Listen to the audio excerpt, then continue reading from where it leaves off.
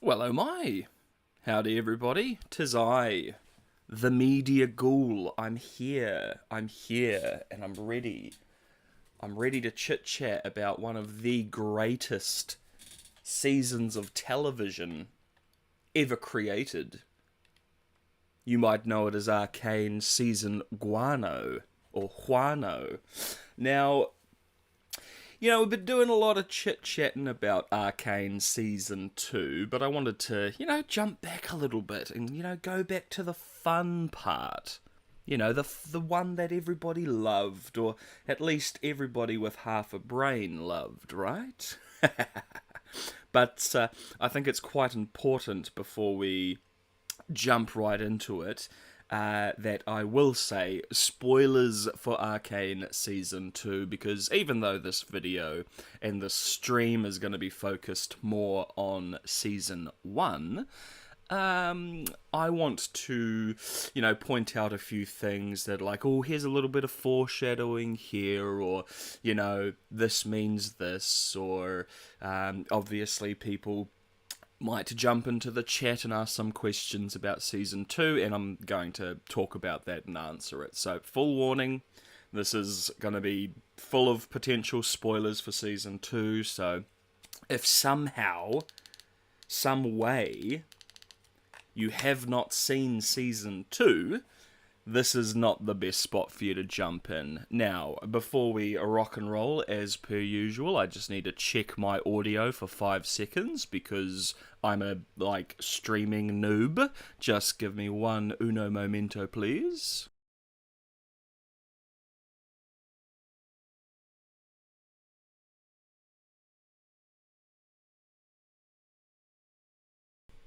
Yeah, just nipping that up slightly. Do let me know if that's potentially a bit too loud, or if the microphone starts to pick up the fans or any background noise. There's some construction going on next door, so if you hear a bunch of banging and crashing, it's not Albert Fish trying to break into my house. It is just the contractors who decided to start work at 7 a.m. this morning. Yay! Yahoo! You gotta love it, don't you, when people just decide to work on a roof at 7 a.m. right next door? Brilliant. Anyway, we're here to talk about Arcane, right? As I said, in my opinion, one of the best seasons of television just ever. Not the best show ever. Like, let's be frank, we're talking about, you got Breaking Bad, Sopranos, you've got some pretty, Band of Brothers, you've got some killers. But Arcane Season 1, incredible. So, much like I did with the Season 2, we're going to be going through my Hidden Art of Arcane video, which just kind of focuses on, a couple little hidden details, but mainly the impact frames, hidden frames, etc. So we'll just play it through here for the start. So of course we're on the bridge here, right at the start of episode 1, season 1, where we have the aftermath, I guess, of the fight on the bridge, which everyone's well aware of. Again, if we're kind of going off my last stream, not entirely sure how Vander, Silco, and all those people lost here, because, the enforcers are super lame. But, the show, we haven't gotten there yet. So the show's trying to be like, these enforcers, man, they are super scary, super spoopy. So we get the faces on them. And we're just going to pause on some of the faces, just because, some of them are quite cool. Some of them are quite interesting. So yeah, we've just got this kind of slowed down shot here, then we jump into the faces here. So this is a bit of an interesting one, because, obviously it is just like a, yo, look at me kind of face. I do find the eyes quite interesting, though. It's quite, you've got a line here, and it almost looks like, and this is just purely me tripping out, but it almost looks like a reload symbol, or like a refresh symbol in the other eye. Maybe this guy, this is his KD 10. He's got a kill. He hasn't died yet, so he's 1-0. Potentially. Next face we've got. Yeah, look at this absolute mash. Triple chin. But yeah, so we're just flashing through these faces here. Seems to be, and this is an interesting part as well, because you'd look at this and you'd think, oh well, this is like Powder's vision. This is what we see, or how we see faces through Powder quite often in the future.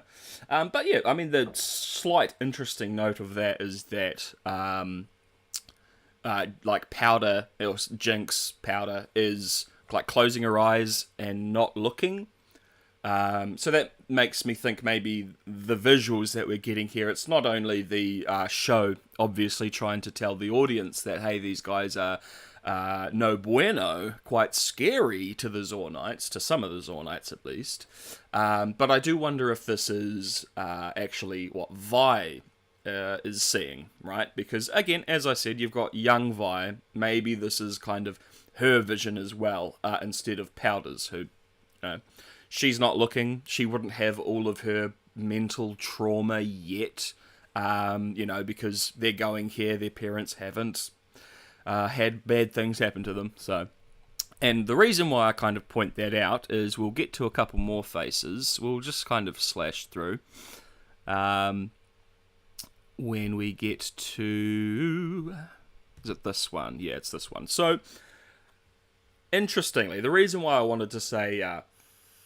maybe it's Vi that's seeing these particular faces instead of Jinx or Powder. So let's have a look at a couple interesting ones. So this is probably like, of the three that I found to match, this is probably the least likely.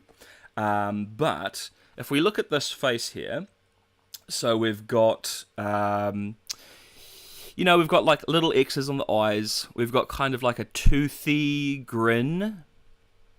Right, and then if we go to this on Vi, look, as I said, this one's a bit of a stretch. We have two much better ones, don't worry. This one's a bit of a stretch, but I did want to put it in, right? So we've got the small X's, the toothy grin, into like a very toothy grin with much larger X's. This sequence, of course, is in Season 2, when Jinx sees Vi.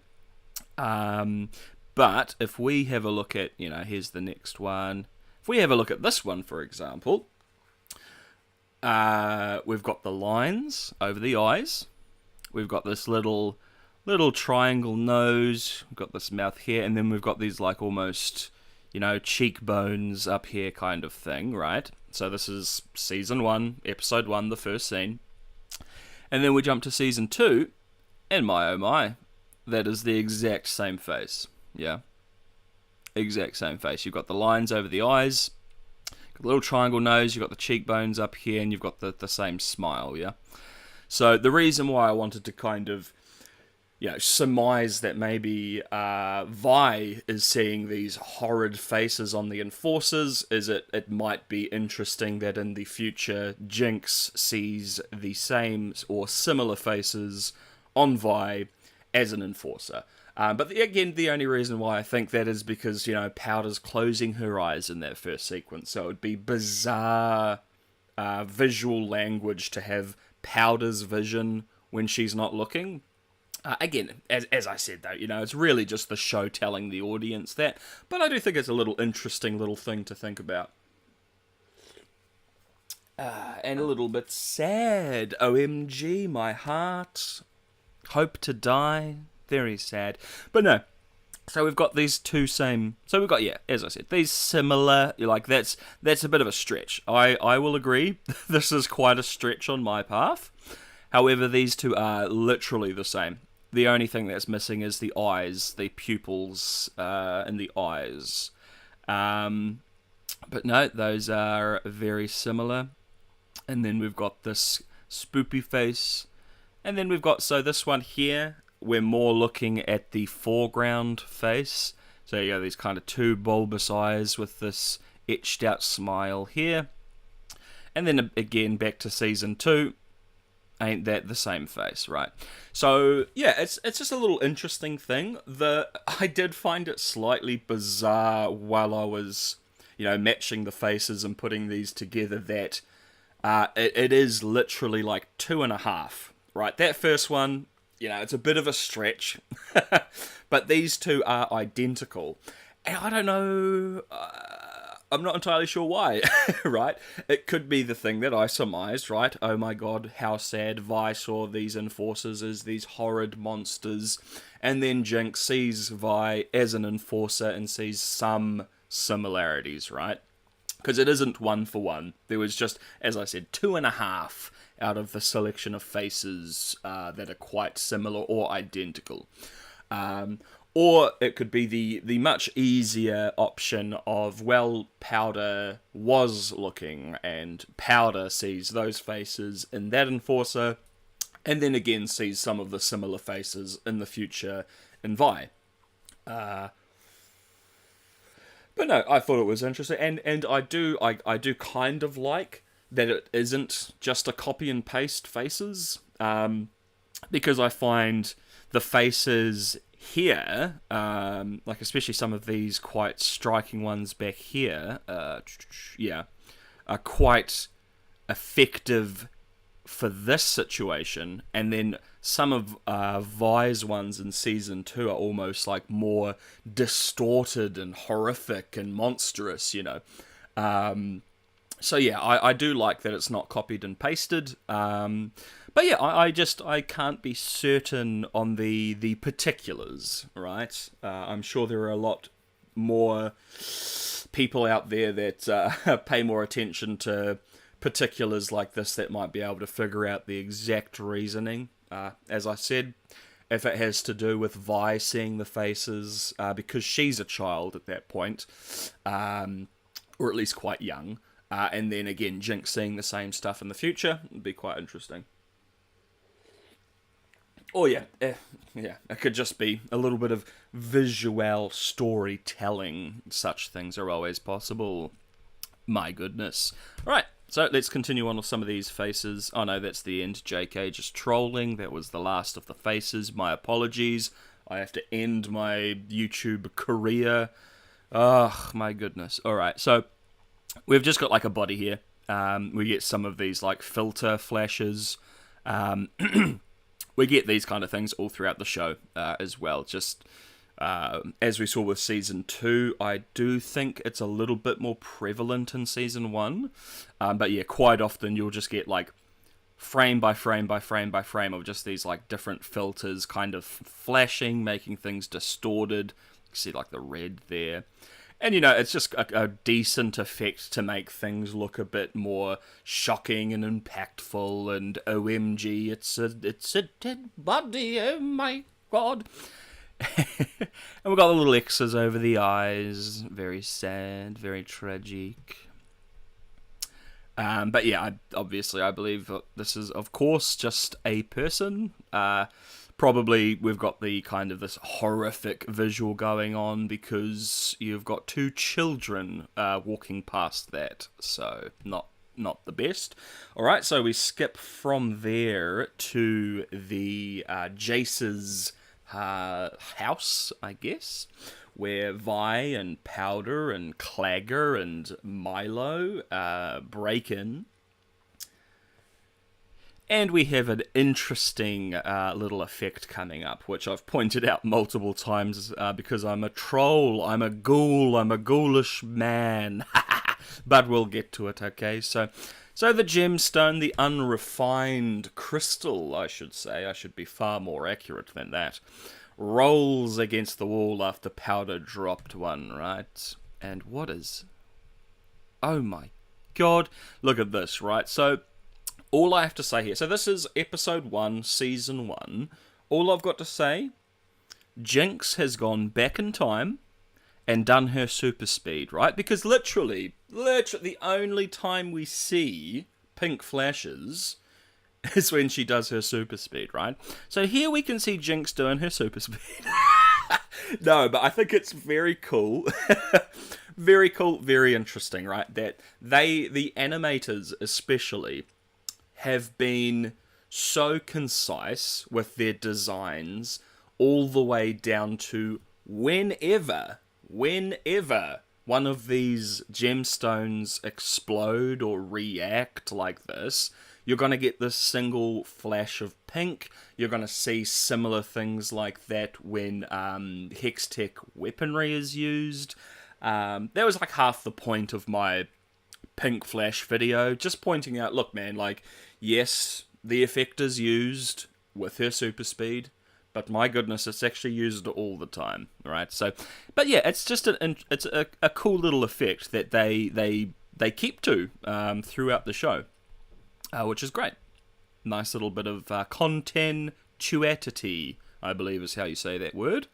And we have, you see, the trouble is, you're right, as we know from Season 2, Episode 7, if Vi was just, oh my, if Vi was just one step back, the world would be fantastic, wouldn't it?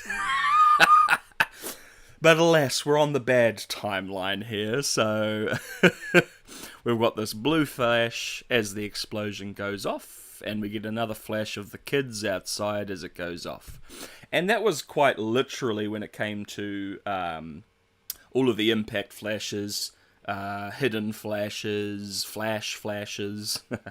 That was really it when it came to most of Episode 1. Season 1 compared to Season 2, when we're talking impact frames, my goodness. Season 2 is chock-a-block. Like, every episode, there is a huge amount of impact frames. Season 1, however, there was a lot more focus, in my opinion, on things like facial animation and facial expression, compared to, getting an impact frame every time someone stubs their toe, which I appreciate both. I want to point that out. I don't want to sound like I'm complaining.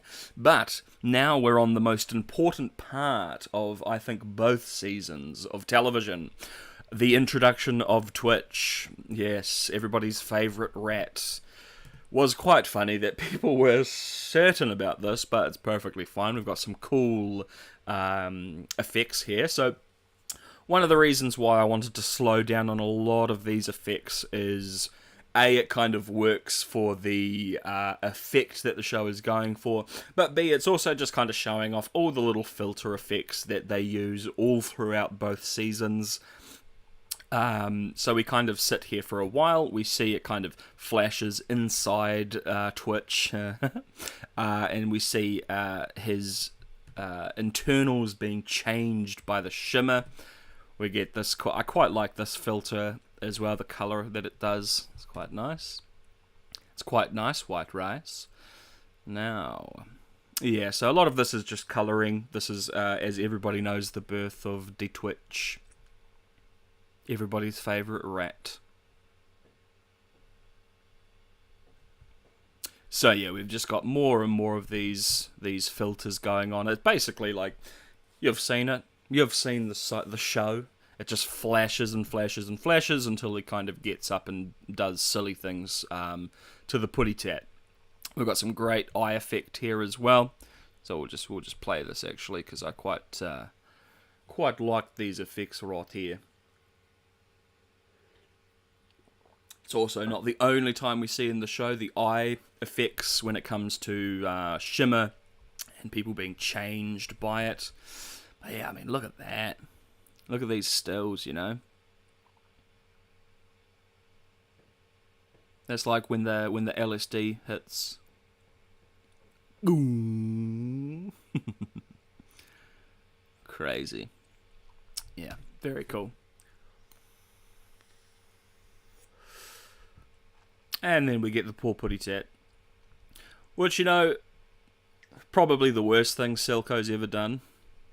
Feed his beloved pet cat to a rat. Pretty ruthless. Pretty ruthless, pretty toothless. If only he found forgiveness. My God. Anyway. Oh, what have they done to my boy? Cool.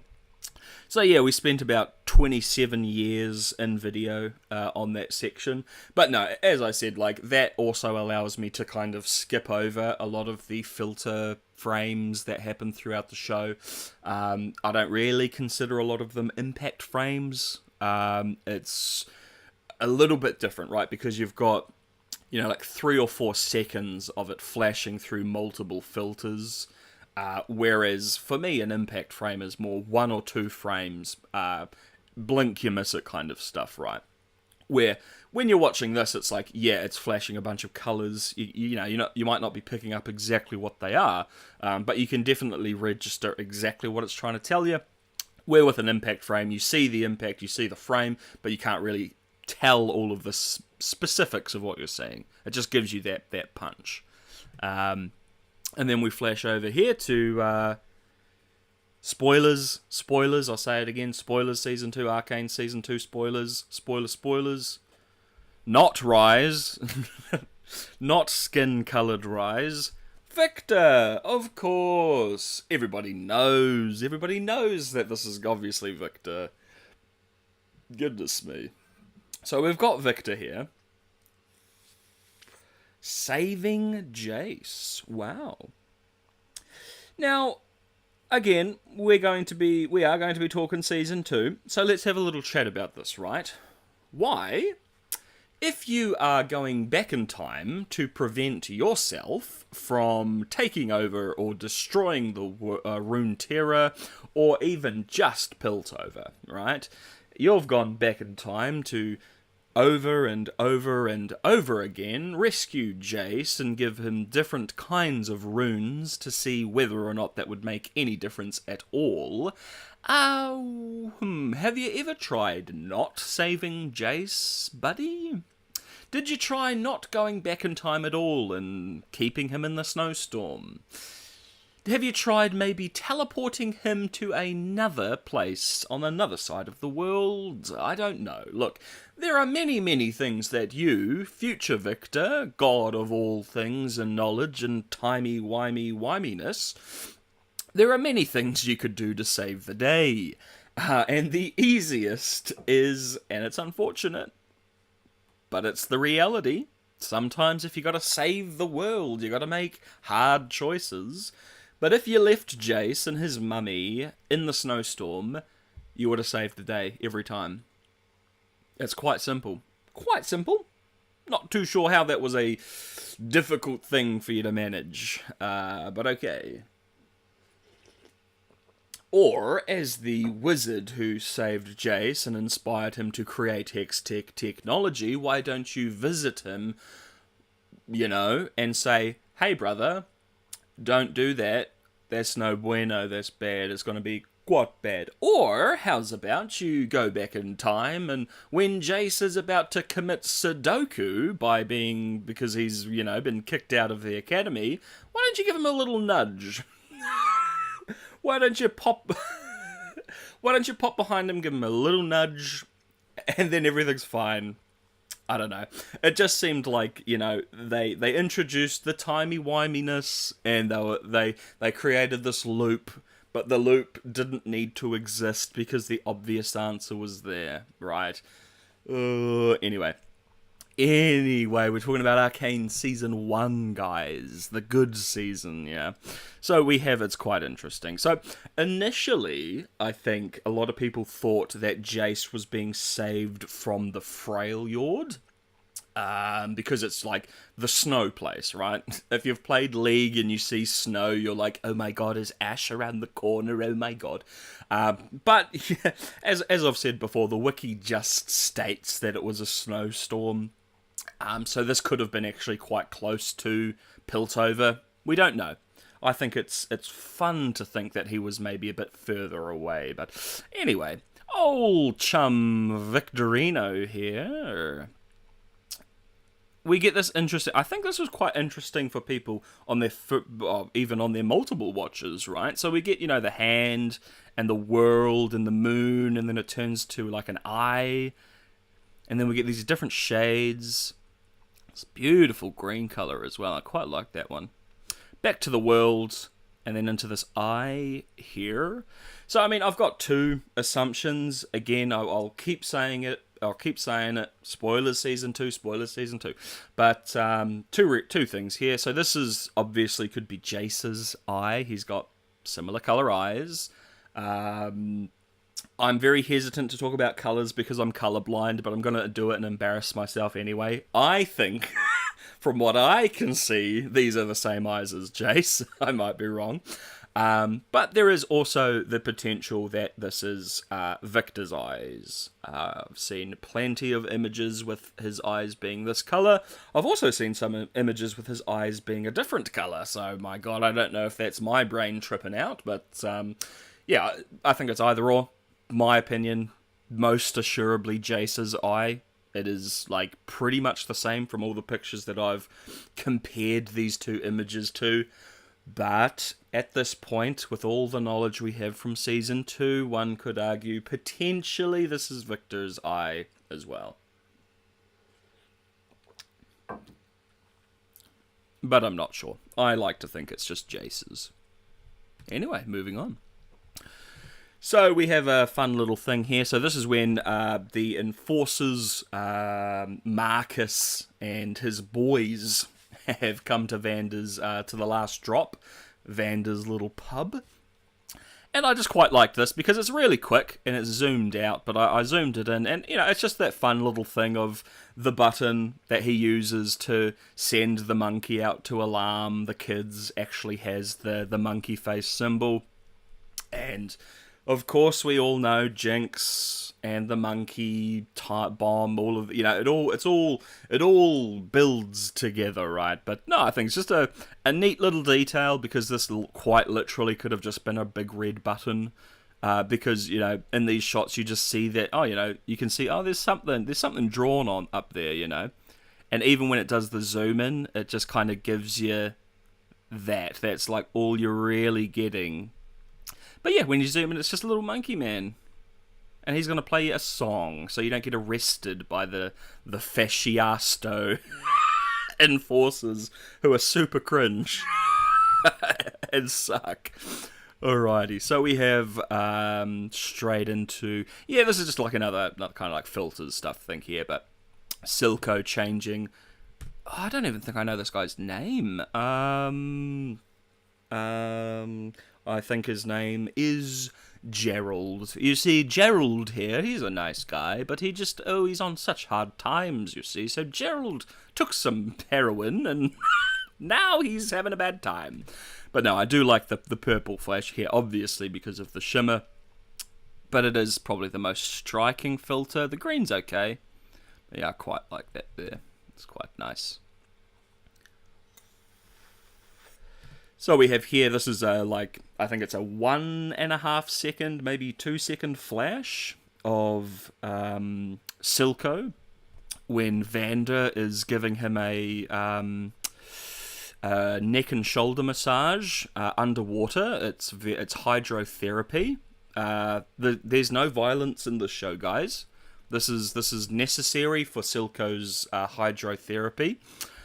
He doesn't look like he's having a good time, but I promise you, he's having a grand old time, okay?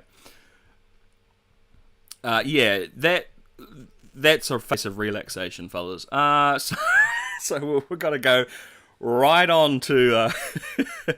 once again, we have these flashes coming off, the pink flashes. So, as we can surmise, Jinx has come back in time and is doing her super speed into the unrefined Hextech crystal. But yeah, as mentioned, look, it's just these tiny little single frame effects that is carried throughout the entire show. The continuity of the animators is pretty incredible. Pretty incredible, in my opinion. Because yeah, like when you do what I've done, when you go through frame by frame, super slowed down, you just start to pick up on all these things that are like, wow, you guys... You didn't have to go this hard and this far, but you really did for the animators. Bearing in mind that this was with both seasons, what's that, 11 or 12 year project? Yeah. That's pretty good, guys. It's really good. Really amazing. Because, like, my brain, I can't remember what I did 20 minutes ago. Oh, I'm streaming. That's what I'm doing. Okay, so we have them trying to figure out the runes, how to actually work this hex tech crystal. And then we get this impact frame here as the blast comes out of Jace's little workshop. Is this Jace's? I think it is. No, because they took all of his stuff. That's right. They had to break in. Yeah, obviously. My mistake, fellas. But yeah, we get this cool little impact frame. This is probably like the first most prevalent impact frame in Season 1. Again, we've had the odd flash, the odd filter effect, but here's like a proper frame of und Impaktion. And yeah, it's great. As I said with Season 2, often, and by often I mean nearly every time you get an impact frame with Hex Tech, it's always this kind of a shade of blue or form of blue. Not the hardest thing to remember, I guess, but it's always cool that they do. And then we go back. Obviously, it reverses, pulls the energy back in. We get this single frame, so it just kind of silhouettes the buildings in the foreground there. And then we get these two impact frames here back to back. So we get this kind of, again, look, I apologize, I'm an undead ghoul, thousands of years old, so my eyes aren't what they used to be. That's like a bluish hue of white, right? That's what I can see. I might be off again. I'm an undead, foolish creature. But yeah, we get this awesome black to white, right? So it's a frame next, these two impact frames back to back, and it's very striking in motion because it's the two base colors switching out. But yeah, like this is right as, the glass has been pulled back in. Right before the glass starts slicing them, we get this effect here, this like explosion effect, or energy effect stemming from, so you see here like the energy coming from it. And yeah, quite like a dat. Almost looks like a bird cage. Guys, Jace was the bird the whole time. It makes sense. Jace just wanted to be free. Amazing. So I stopped on this effect here because I just think this is a interesting little thing which we actually don't see a huge amount Season 2. But this is like the start of what we see later in the scene of like that effect stemming out of the, was it anti-gravity or whatever, when they start floating about. And we can see, of course, on the sides here, we see all of the runes that they use on their little machines. Very important stuff, of course. Can't wait for someone to make a rune theory video where they explain what every rune means. My goodness. So we've got here again, little impact frame as the Hextech, the unrefined, of course, Hextech crystal pops energy again. And we get another kind of bluish hue. Oh, so we've got three here, actually. So let's go. So we've got the white to the blue hue to the white and the blue. Very nice, very juicy. My goodness. And let's just play this through while I have a sip of coffee. Oh, delicious. Delicioso. Alright, so just a slow explosion. Nothing too crazy going on. Got kind of like a hex gate forming up here. Again, not the craziest thing in the world. Got a couple more impact frames here. Again, the same that we saw before. We're just kind of focused on the buildings in the foreground, whilst everything else is kind of zapped away in color. Now, we have tragedy. The saddest thing I think I've ever seen in an animated show. And, like, Berserk is my favourite story ever told. See, here's the toughie, right? Because love Berserk, right? Love the tragedy, the heartbreak, the sorrow, how horrid the things that happen in it, right? And of course, apart from Guts' background, when he was a child, there isn't a huge amount in regards to the main cast, horrific things happening to kids, to the main cast at least. This, it hits so differently, just because obviously the creators knew, well, if we make the people in the sequence literal children, and the person that is basically, unfortunately, the one who causes this issue, an even younger child, it hits so differently. So differently. And, it's that beautiful thing of you get these 3 episodes to just, grow so attached to these kids, to just have it all wiped away. So, yeah, real sad. Episode 3, Season 1. I think most, if not all, can agree. I mean, personally, it's my favourite episode of the entire show. I don't know about y'all. But it just hits every time I watch it. It hits me in the feels every time.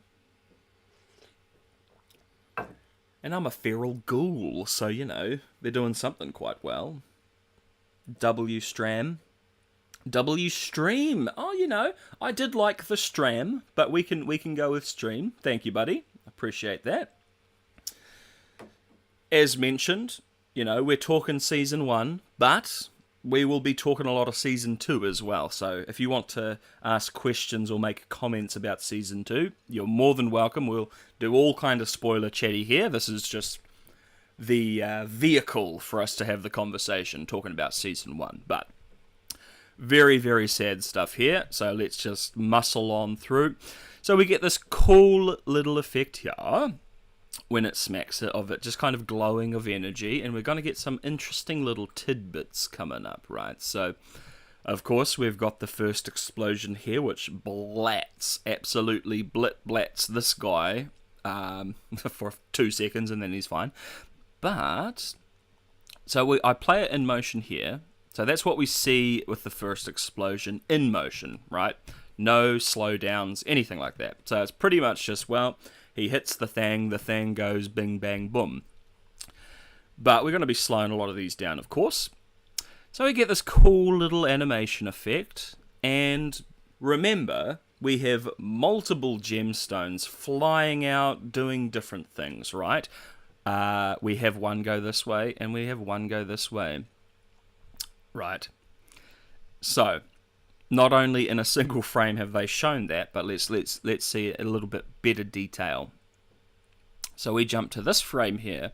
We see within, what's that, 1, 2, 3, 4, 5-ish frames, that the gemstone that goes in and gets Vander and Vi and Clagger and Milo has already started, right? So each flash of the explosion, it's actually showing us, what's going on. It's just incredibly quick. Obviously, you're not meant to pick up on a normal first watch, right? But yeah, we see it basically melt this hole in the wall and blast through as it explodes. And we'll jump back to the secondary view of this. Love this impact frame here as well of the monkey. Kind of like almost harrowing, just because if you looked at this frame with no foreknowledge of the show, you'd be like, well, it's just a dancing monkey who really cares. And then you get, if you know kind of stuff. But great little impact frame there. So yeah, so here's an even better view of what I was chatting about before, right? So we get the explosion. So that's 1, 2 frames, 3 frames.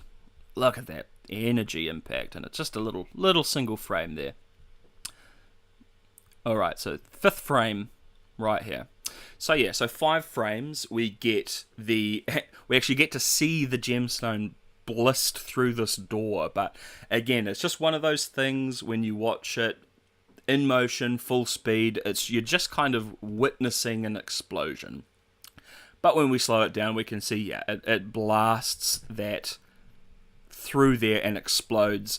As the show makes very clear, all of this is happening at the exact same time within a few seconds. So what can you do? What can you do? Sar, thanks for subscribing, mein Freund. Thanks for jumping. What should I call the subscribers here? The Ghoul crew? No, I'll come up with something better. The Undead Homies? No, that's lame and cringe. Anyway, so yeah, we see here a lot of a lot of nastinesses to come, but we're still focused on this fella, right? And we're gonna go get Silco. We're gonna get Silco's little scared face. But yeah, it's also interesting as well, because we see here that the actual thing that blasts him away isn't this. It's not this explosion.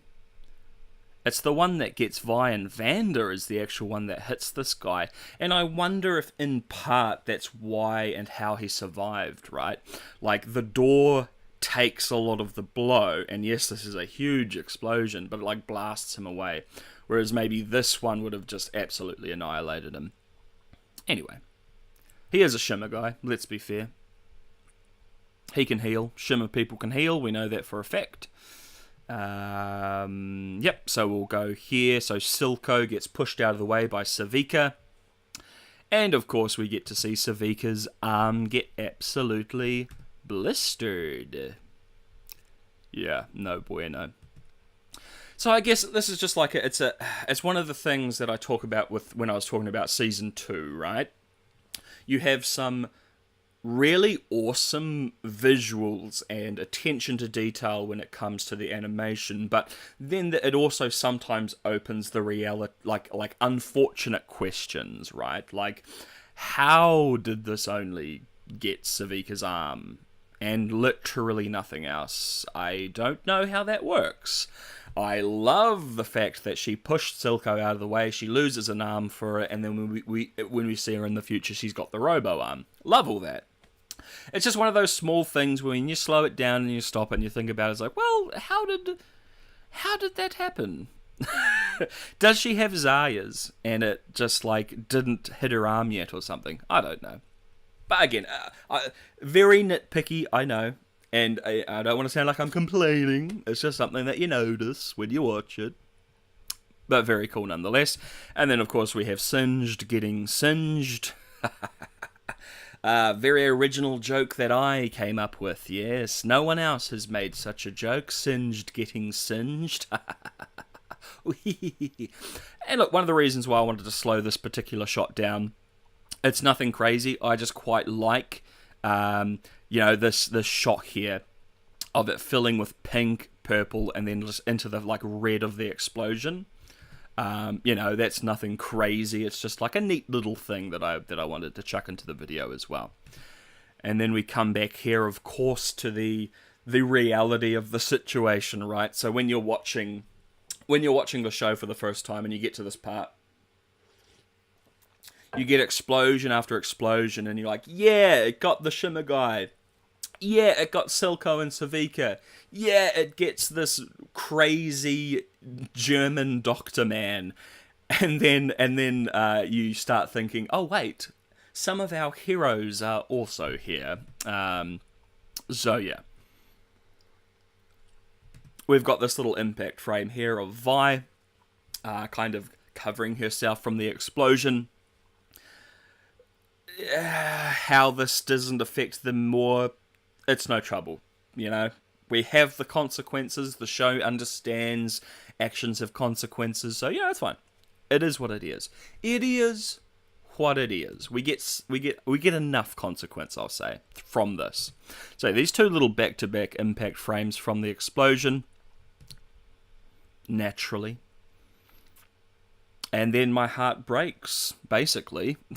After this, my heart explodes, and I become, that's how I became feral, watching this. God, so sad. Anyway, so we get this flashback here, and I just wanted to pause on these two frames in the flashback as well, because, again, it is literally 2 frames, but we do actually see here this Silco slicing Vander's arm here with a bit of blood. It's very subtle, it's the violence here, because this could have been very violent, right? You're literally like slicing a forearm open. But here, instead of like being very violent and visceral with it, no, it's just this sudden jolt, and within 2 frames, it's over. You know? And I like that. I like that. It's not, oh, look at how horrible this is. No, it's just very, flash, it's done. The deed is done, the damage is done, and then the scar remains throughout his entire life, right? That's quite cool. So we have here Jinx taking on the Firelights, which we'll get there. Okay, so we'll get there. So she pulls out her grenades and she throws them at these 2 Firelights, right? Echo, of course, is in the center there. So we've got 1, we've got 2. Both of them fall off, and then both of them explode. Whoa, yeah, Jinx, my baby. Okay, no troubles. It's all right. We'll finish this scene and then we'll talk about it.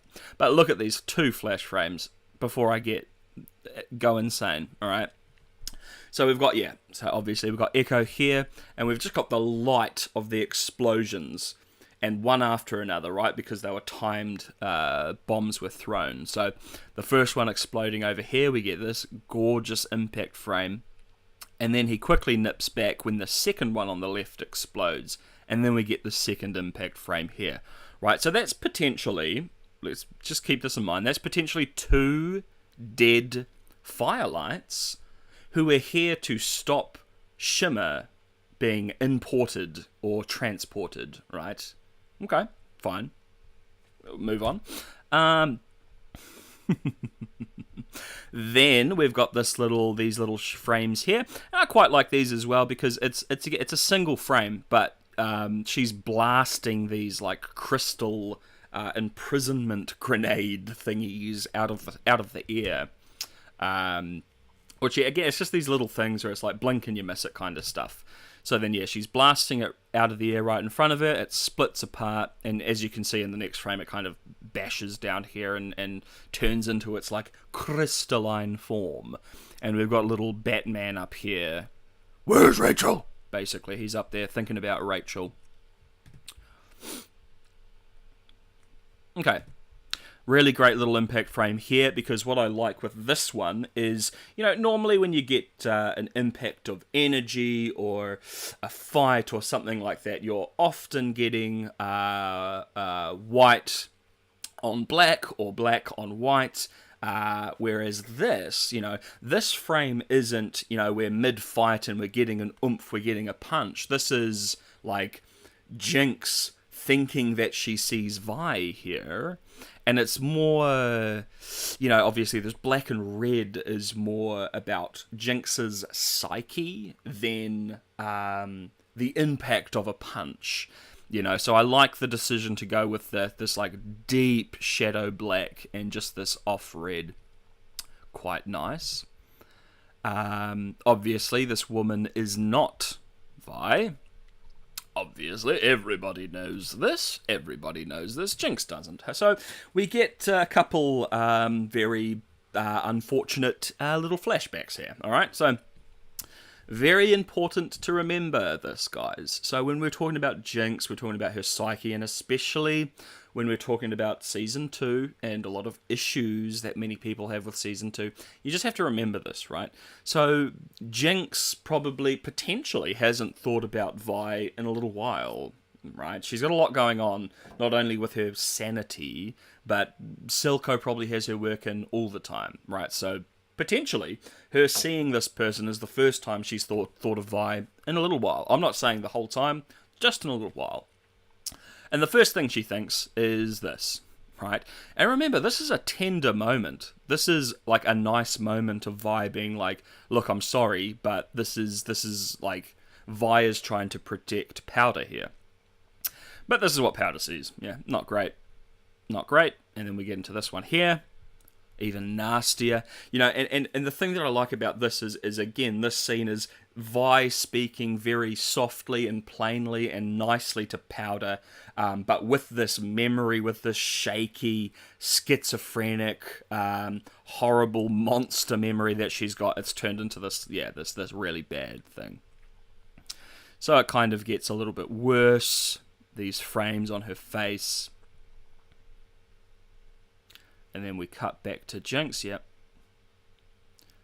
To not Vi. See, the trouble is she just should have dyed your hair. If she was part of the Season 2 blue hair cult, she would still be alive to this day, you know? The things a little hair change could do.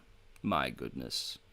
Love this here. So again, this isn't secret hidden details that only Jesus Christ knows about, right? This is this is on screen for a second, so everybody picks this up, right? But the reason why I quite like this is we see something very similar in Season 2 after Isha dies. So that's from, obviously, that's a flash frame in the intro of Season 2. And yeah, I just quite like, obviously this is different colour and it's a moving effect.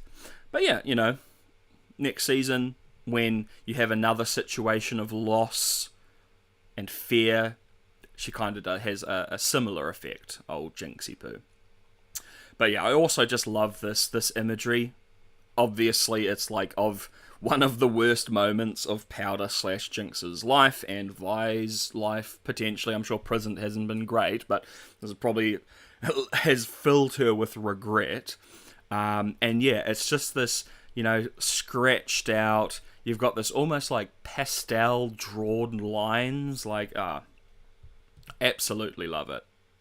And then yeah, as I put in there, Season 2, we get a similar effect. This is in the...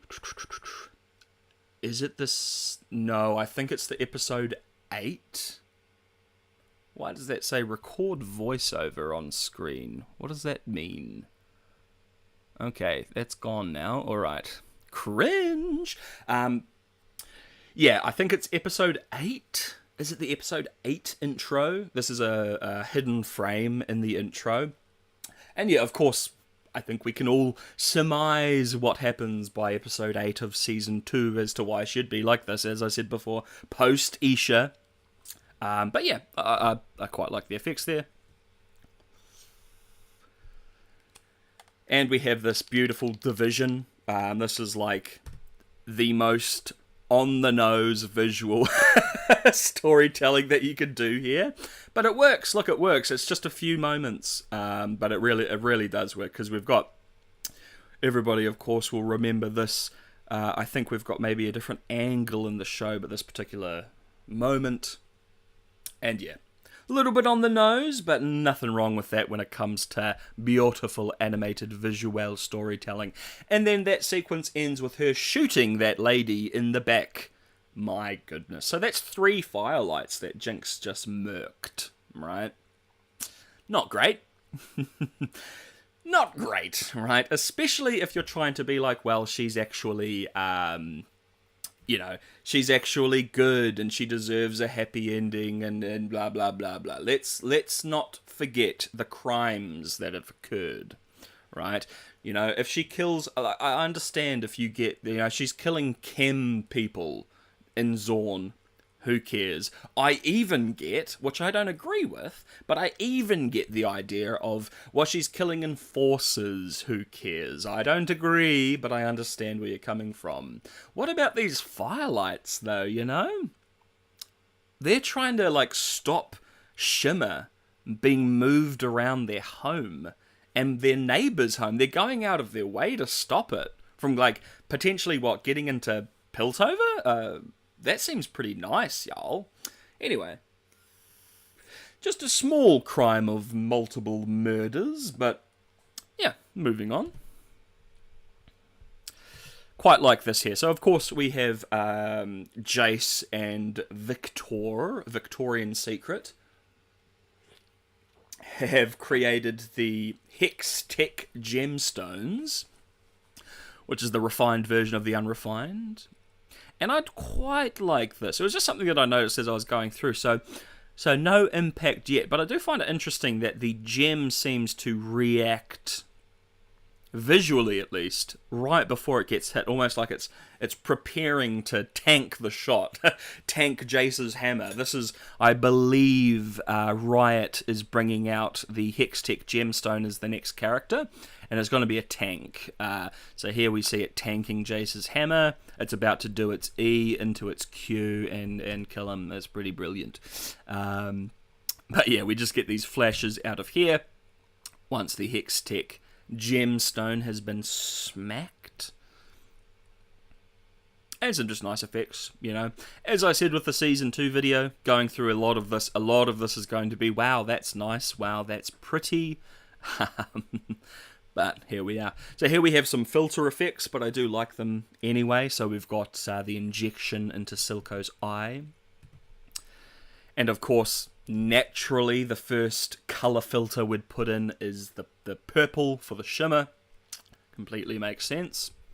And then we flash into a couple different ones. So we've got like back to the more natural colouring with the purple sheen into this. My God, okay. Here's a fun game for you. Let's see the colourblind person try and figure out what these colours are. Salmon? Is that like a salmon pink? And like a blue? Moving on. And then, yeah, we'll stop there. So, the filter continues on to Silco and Jinx. And yeah, like look at that. Green hair. So this is like alternate reality Jinx. Green hair Jinx. By the gods. So yeah, so it's just got that flashing filter, you know. He's just had shimmer injected into his eye. It's like this pulsing of energy, however you'd like to kind of headcanon what these filter flashes are. And we're into some sad, tragic stuff. Blue and light purple type shimmer. Yeah. Yeah. Yep. It looked, yeah. Thank you. Appreciate it. I've only got one eye now. As I've mentioned, you know, I've been undead for thousands of years. It's depth perception, colouring, pish-posh. It's all too hard for me. Alrighty. But let's move into something quite sad. Okay, so Jinx, as we know, is quite haunted by Milo and Clagger. Oh, there's a delay, lol. Yeah, there is quite a delay. I am basically, just as a heads up, I don't have like the best streaming setup. I'm literally have a laptop with Wi-Fi connected to a microphone. So if I start doing anything, any higher latency or anything, it's just going to go all whack. So, you know, bear with the small delay, but I will get to every single thing that people say. I will get there, of course. So, but yeah, as we know, we get flashes of Jinx's kind of muttering and talking to herself until we get to this point where we actually see what is being seen, or at least via Jinx's POV. So clearly, she's been haunted by Milo and Clagger, and we've got some pretty great little frames here. So often, of course, Jinx is going to be seeing Milo and Clagger with X's over their eyes. Everybody knows what that means. Love this one here. Again, it's like this, like wax, like almost like, you know, pastel or whatever, just drawing over top of the 3D animation. Absolutely love that. So cool. And yeah, not the friendliest of faces that Milo is pulling there. Great little frame though. Another one. And again, I think it's important to really point out, especially when you have people that take issue with the way that some characters went direction-wise with Season 2. You know, like, it is beyond clear that Jinx is haunted by Milo and Clagger. Like, it affects her a lot. We see that all throughout Season 1, and we're going to see that a lot in this video. And we also see these same horrid faces about Savika and about Jinx. Sorry, that's herself, and about Vi. But then again, in season 2, we just get to a point where it's like, well, it's fine, they'll work together, da-da-da-da-da. There needed to be... There really, in my opinion, needed to be something, some bridging gap, more than just Isha, to allow her to, just be quite happily working side by side with someone she often gets, like, fear flashes of, right? A little bit odd. Anyway, we will move forward and we will talk about it more a little later. And then, so it goes from these beautiful, like, beautiful quote-unquote faces into, the X over the eyes. So even when he's bloody haunting her, it's still showing you that, yep, he's dead. That's not the nicest of faces either. Goodness me. She obviously is not too fond of it. And then we cut over here. Do we cut? Yeah, here we go. So, everybody knows this is the Milo doll thing that she has set up, that she shoots in the end of the season. By God. But yeah, I do quite like this because it's literally one frame. He's like, you're just a Jinx. Help me, I'm dead. Quite like that. Help me, I'm dead, help me. And then, it just flashes up to here to take up half the bloody screen. Very nice. And I think we're going to get the flashes here. Oh, no, it's just maybe later we'll go back to that. Here we go. So here we have, it's like Milo and Clagger are having like a conversation in Jinx's head. So he's like, yeah, see? She's just a Jinx, see? And then Clagger's like, oh, come on, y'all. She's trying, y'all. That's not very nice, y'all. Great pictures, though. Almost reminiscent. Very close to what you'd see on an Enforcer face with this one. Very close, but not. If you get my drift. If you get my drift. Yeah. And look, this was probably one of my favorite, character storytelling visual elements from season 1. Was these few second just scratchy face drawings and stuff like that. Again, just showing off Jinx's psyche without actually having just the dialogue of, yeah, she's tortured, yeah, she's had this happen, yeah, she's had... No, it's literally just, here you go, here's what she's experiencing. And I really missed that in Season 2. Again, if you've seen my videos, obviously I went in and broke down that the one time it happens in Season 2 in the last Analyzing Every Frame stream. Because there's a lot of awesome stuff in there. As mentioned, you've got the Isha sacrifice foreshadowing. Literally, you get... action by action by action, exactly what Isha does in that breakdown she has at the start of episode 4. Yeah, 4.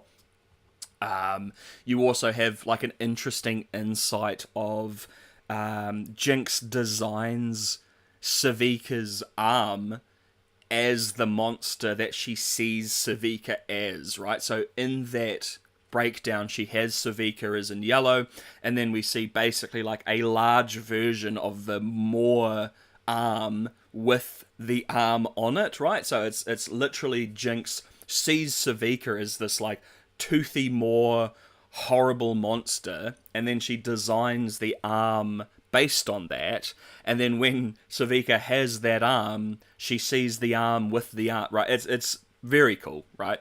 And this is on screen for a few moments. So there's a lot of cool little pieces like that to go off. Just turn my bloody thing on. There we go. Excellent, excellent. But yeah, as said, like, it was just one of the little things that I felt like I was missing from Season 2, because these little flashes are like my favourite. And we go back, Clagger having a bit of a tee-hee. Tee-hee or deranged tee-hee at Jinx, which is obviously not very brotherly. Alright, so, if you're keeping track... If you're keeping track of some of the crimes against humanity. So we've got 3 dead Firelights. Now we've got 4 dead Enforcers. Yahoo! Wee! Okay, cool frames though. So let's jump on through here. Cool little kind of impact frames where it's just, you know, it's just the background, and then it just basically smashes that colour scheme of the explosion and Jinx's grenades throughout, gives it, you know, the eye, the blast.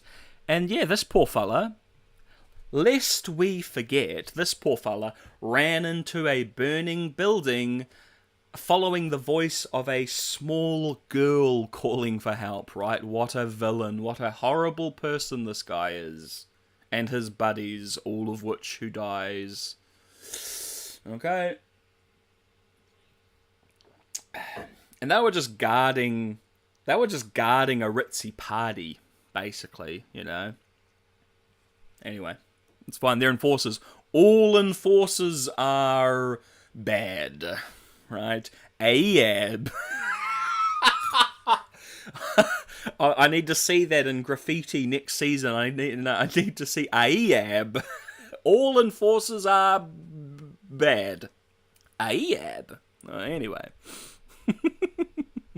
Quite like this as well, framing-wise. So we've got, obviously, Jinx's monkey, which, you know, I talked about it last stream, but it is kind of interesting that Jinx managed to have the time to do all this graffiti, set up all the traps, do the voice recording, to draw people away, do the explosion, just to break in. So it's a lot of time. You know, it's a lot of time, and there's a big festival going on. You'd think this would be like heightened security. No matter. Great effects, though. So, yeah, love this here. So as the explosion is blasting through, we just have that single frame of the monkey's eyes glowing, of the flame of the explosion coming through.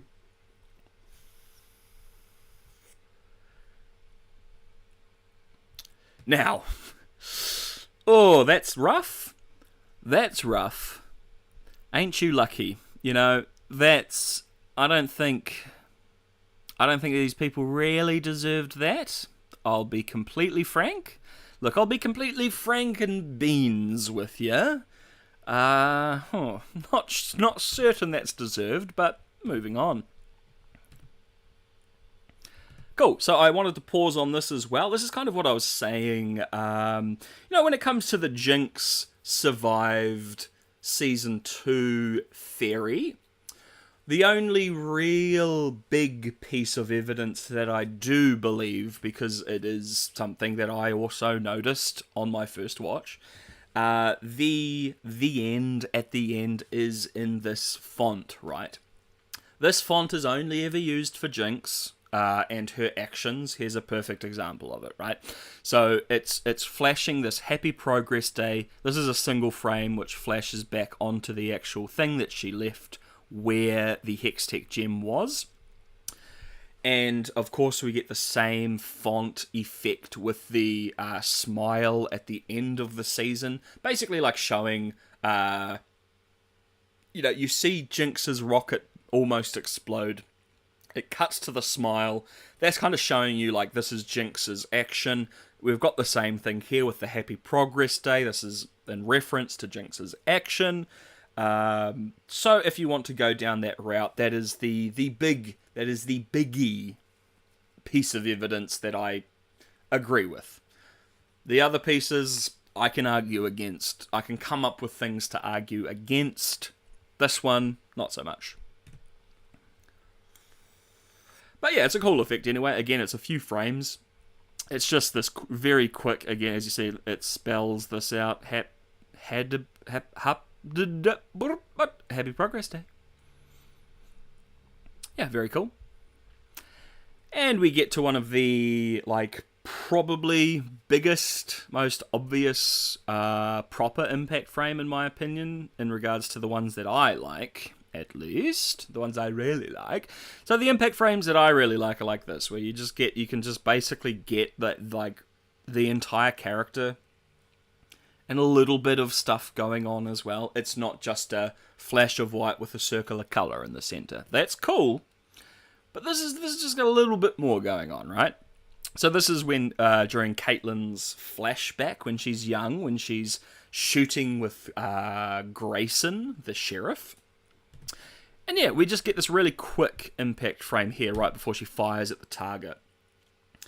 And it is a slightly odd one, because we go from this face-on shot immediately. So as she shoots, we're going from face-on to this like down side-on with the gun there. So it is slightly, when I was slowing it down, it was slightly disorientating, because I was like, what the hell? But when you watch it in motion, it makes sense. It's just this very quick bada boom, and then it pulls. It's literally a single frame. We go from that angle, single frame here, to this angle here. So it's really, it's more noticeable than the flashes, right? Because it literally changes angle. It kind of puts you up, makes you go, whoa. It doesn't, but and we of course get the Kiro Man symbol. We have here an example of an amazing match cut, along with an amazing impact frame, right? So we have the man, the myth, the legend, the MVP of villainy, Silco, puffing his cigar, and then that match cuts into the hex gate here. Beautiful match cut into this beautiful impact frame. Look at that, man. Look at that as an impact frame, you know? Again, it's not, here's a white background and here's some squiggly squiggles, right? You've got so much colour. You've got so much going on there. And again, to go, just animation-wise, right? To go from this great match cut here, match cut into the impact frame, goodness me.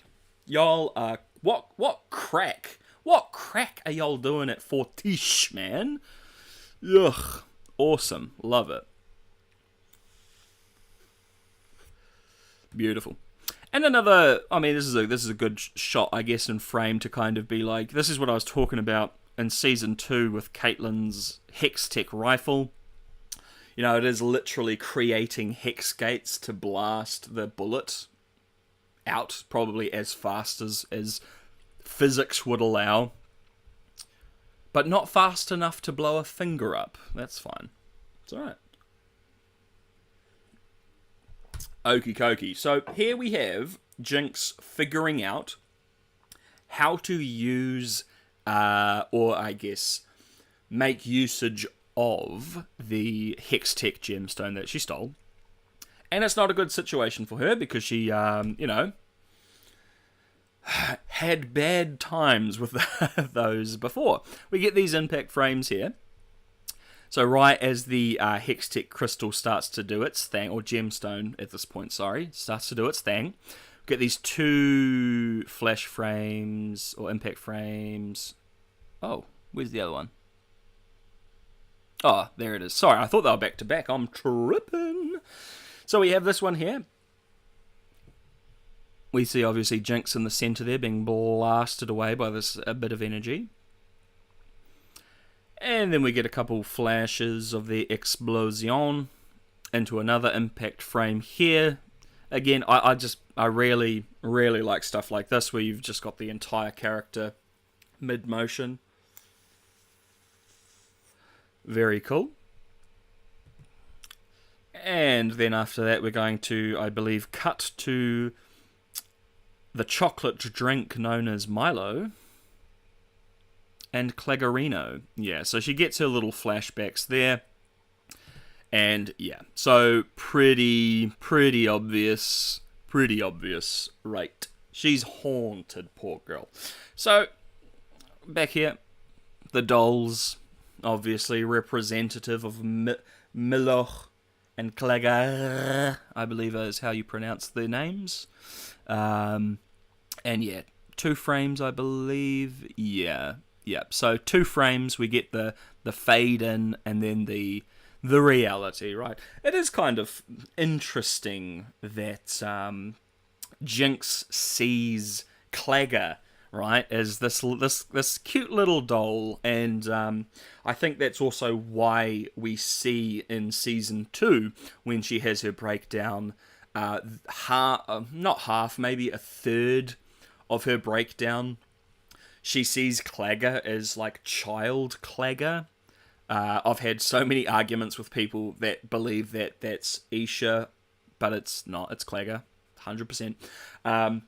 But yeah, interesting. So she sometimes sees her Clagger as a little kid and uses this tiny doll to represent him. I don't know whether or not that's just a thing on the animations or the animators side, sorry, or the storyboarders side, or whomever, of just like, let's have big Clagger be the little doll, right? It could just be as simple as that. I don't read too much into it. It's just an interesting thing to kind of take note of. But yeah, so we get 2 frames there of Jinx seeing the boys. And I mean, I'll zoom in because just something that is of note. I will quickly snip this bit out so we can zoom in for you. Because it isn't just Milo and Clagger. Well, my laptop really had to think about splitting that clip. Alright, let me zoom right into there for you. So yeah, because it is not just Milo and Clagger's basic models, right? Let's have a look at this fella.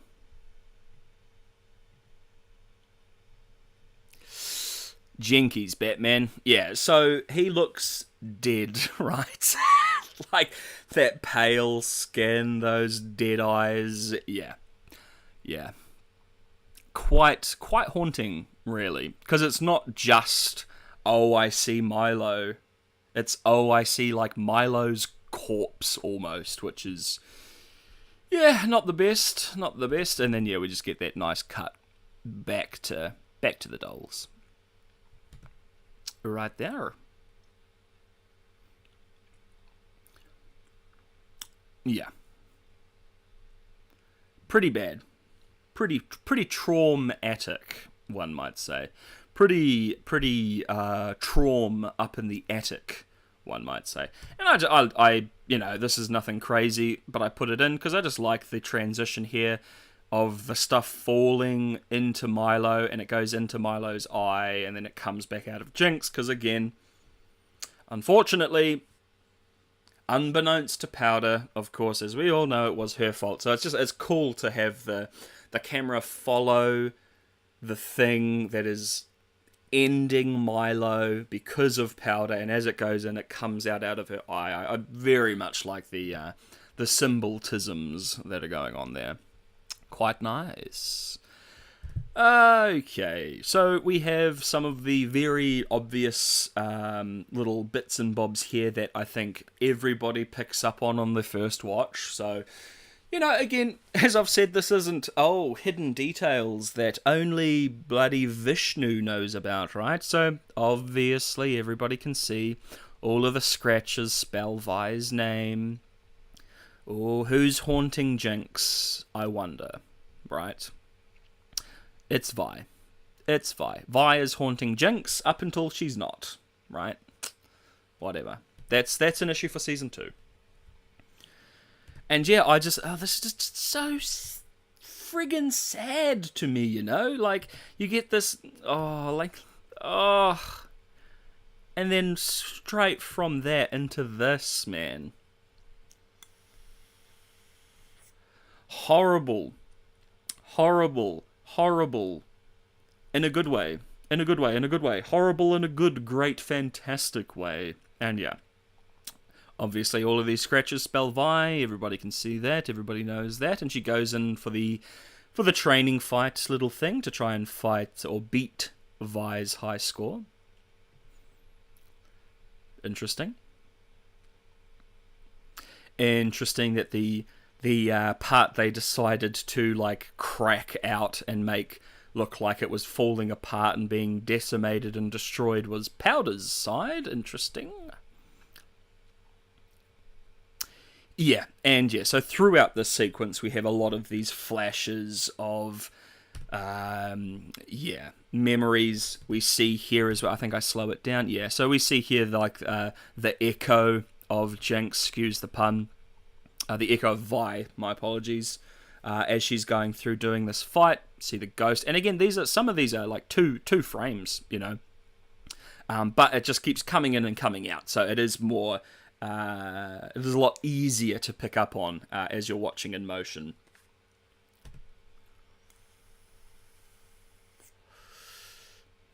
Yeah, so here's this part here in motion as well, because it is very quick. So we just see here like these things are flashing about, but I slow it down for you, of course. And it is not the craziest thing in the world, but it is a cool little effect. So it's literally just going left to right, Vi on one side, Jinx on the other, and that very basic effect there of Vi on one side, Jinx on the other, looks like this here. Right? So it's literally half a second. Ding dang dong. But yeah, that's what's going on. You got little Vi, little Jinx, big Jinx, sorry, little Vi, having a bit of a tourney, bit of a 1v1 tourney, and Jinx loses. And yeah, just a neat little match frame there as well. And you know, if you want to really dig a bit deep, right? So we got Jinx shooting Milo in the head. Remember, this is Milo's face. Don't forget that. So we got Jinx shooting Milo's face, and then it cuts to the last drop, right? So a lot of things we can take away from that. The obvious being Jinx shooting Milo in the face, but of course, it also cutting to the last drop, right? Jinx destroying what the last drop once was, right? Little match frame like that can actually tell quite a little story, which is why I think the animators in both season 1 and 2 kicked butt. You know, the amount of just visual storytelling going on that you can just skip over is beautiful, absolutely beautiful. So yeah, Jinx shooting. Well, that sounds a bit cringe, doesn't it? Jinx shoots the last drop. No. Jinx, yeah, basically destroying what was her home, almost. We have here Marcus, the most human and frankly the most relatable character in all of Arcane. So many people just think he's some one-note buffoon. My gosh. Marcus has so much going on, y'all, but that's okay. So we have the most human, the most relatable character in all of Arcane, at wit's end, and he wants to do something about that. So he's in his mind visualizing what he could do, and I do love this. Like one of the few times we see Silco like break, right? So let's think of the other time. So we see him break very subtly when he's making a deal with Jace. Like that scene, one of my favourite scenes, when he's talking with Jace, and he is in control of the conversation, of the deal. He's the one making terms. He controls everything. And then basically... Oh, what's going on? Oh no, that's... One moment. Why is that doing that? Let me just... Oh, I can't. Okay. The screen has shifted up slightly, and Streamlabs won't let me move it, but it's not really cutting anything off, so that's alright for now. If it starts cutting stuff off, I'll change it, but that's fine for now. So, yeah, so Silco is complete control of the deal, and then Jace basically says, yep, I'll give you everything you want, but you have to give me Jinx. In that moment, you see Silco, like, break very subtly. He starts looking to the side. He starts, instead of just having full control of what he's saying, starts to kind of stumble on his words a smidge. We also see that after Savika slices, what's his name? Finn. We see him just like the heavy breathing, the oh my god, that was nearly me kind of thing. Love little moments like that, and yeah, this is one of the most. And again, because it's in Marcus's head, this is Silco breaking in Marcus's head. And we have these shots here of Marcus not having a good time. Not having a good time at all. Then we have Silco baptizing Jinx. Very subtle. And then we have these flashes of, I don't know if this is like inside Jinx. We've got this eye shot here. Look at that. Look at these, man. Gorgeous. So this is a single impact frame, this one here. Going back into the eye over here. So we'll just play that out. Beautiful impact frame right there. Into this harsh cut to black. Right here. Really cool frames. Okay, so from here, I popped this scene in because this is, I think at this point, especially maybe like after 5 seconds after this came out, everybody knew about this, okay? So this is the Death and the Magician cards, tarot cards thing. But let's just quickly go through it, right? So Victor is in like hospital, I guess, even though this is the weirdest looking hospital I've ever seen, but it's Piltover, the land and the city of progress, so they know best, I'm sure. So we have Victor say, actually, is it here? Yes, no, it's right here. So Victor says to Jace, how much time do I have left? Jace looks down, or looks away, yeah, looks down. And then it cuts to Savika playing cards here. So let's just play that out. So Victor goes, how long do I have left? She chucks 2 tarot cards down. She's playing cards. And this is right before Vi comes in and knees her right in the face. But we'll go back. As I said, like everybody was talking about this. This isn't anything crazy, but it's good to include it, right? So we have the Death and Magician tarot cards. So a few things to kind of just mention here quickly. So first of all, Death, right? Obviously, if you've seen Season 2, spoilers, you'll know what this is referring to, right? So in my opinion, I've said it before in me streams, but we have here right at the start of Season 2, you know, you've got the Victor skull impact frames, and we've got this impact frame here, of his skeleton. Again, this is the first scene of Season 2. In my opinion, this is the Death. Jace shooting him later on is one element of it, of course. But in my opinion, right here, when Jace feeds Victor to the Hextech core, like the dunce he is, this is where Victor dies, right? Or at least the first death. But then after this, of course, we'll cut to the actual, more obvious one, where Jace blats him, where he Sika blats him, right in the chest. Yeah, so we've got the death, and I've just, this is just from the video that I'd put together, Victor, Death and the Magician. So we've basically got the death and then the transcendence here, into the Magician, right? So two things to kind of talk about here. So first and foremost, the obvious one. This is clearly Victor in his final form. If you had played League of Legends before watching the show, and you knew about Victor, the second you saw this, you knew exactly what it meant. Not only does he have the arm here, which he has at the end and in the game, we've also got a little Hextech rune here is almost full. Okay. I will stop. Excellent. Beautiful. Sorry, my laptop is...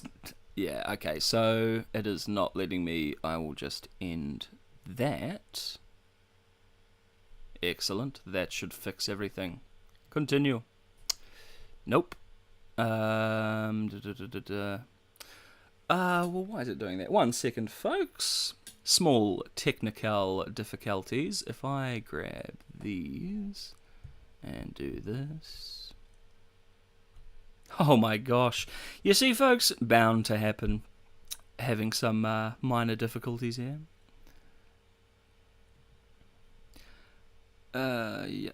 Yeah. Oh my goodness. Okay. Everything's falling apart.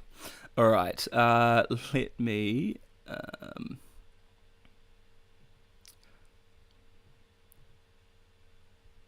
All right. Are we chill now? Are we chill? I've stopped. We're still... Yes. So yeah, I just had to stop the local recording so my laptop would stop freaking out. Okay. Anyway, so the two parts. Obviously, this is like Victor's final form. I think everybody can pick up on that. We've got like a little hex tech rune in the center. But there's the two things, right? So we'll just play this out here from the video that I put together. So we got the obvious... This is Victor. This is what he's going to become after death. You've got the death, then the magician card played back to back at the same time. Also, of course, got the obvious here. Look, it's got his laser. You know. Anyone, it's just one of those things. Anyone that's played the game or knows Victor's character just sees these foreshadowy pieces here. But another little element, of course, is that the magician may be also referencing the wizard, right? That not only is that foreshadowing Victor's final form, but also trying to give us a subtle, small glimpse to Victor being the magician, the wizard, right? Potentially. If that was the plan the whole time. I doubt it. If I'm being completely frank and beans with you guys, really doubt it. But that's fine. And then we'll go back to the card here, I believe. Yeah, so... And the other quick element I wanted to talk about is there's the two things going on here, right? So the obvious is that Victor's death over here leads to Victor becoming the quote-unquote magician, right? That's one. I think the other read as well is that because the magician card is played over top of the death card, there's also the element of his Victor's evolution, like transcending death, right? Like, again, there's the two reads. He dies, he becomes the magician, or it's the element of this magician is coming over top of death. As in, yeah, he will be this immortal chaos god that doesn't realize that imperfections are actually a good thing. Oh, you needed buffoon Jace to tell you that, brother? Okay, fine. Moving on. We've got Savika injecting herself with a bit of shimmer. Wait, hold on. Whoa, guys, look at that. So we see here that Jinx has come back in time to use her super speed.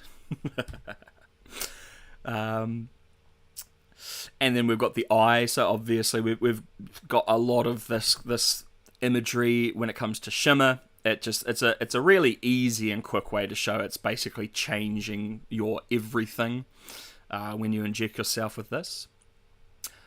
We've got old Timbo, Jimbo, Johnny Two Sins over here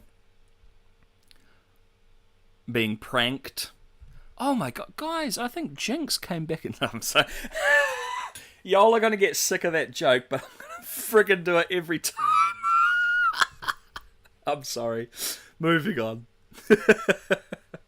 Okay, so quite telling, right? So One of the things that I found quite bizarre, in my opinion, is that is Jinx and Savika's relationship in season 2. Because in my opinion, Savika in season 1 could literally care less for Jinx, right? Like, why would you, if you did actually care about this person, taunt her with the thing that you know she's like mentally fragile about, right? Hey, your sister's back in town. Look at that. Like look at the face, man. Like, she's just like, bruh, I know this is gonna mess you up. And I love the effect it does here, right?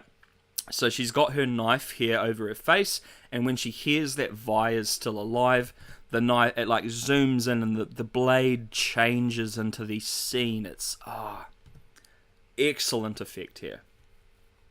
Excellent effect. And we've got just some little line work here as well.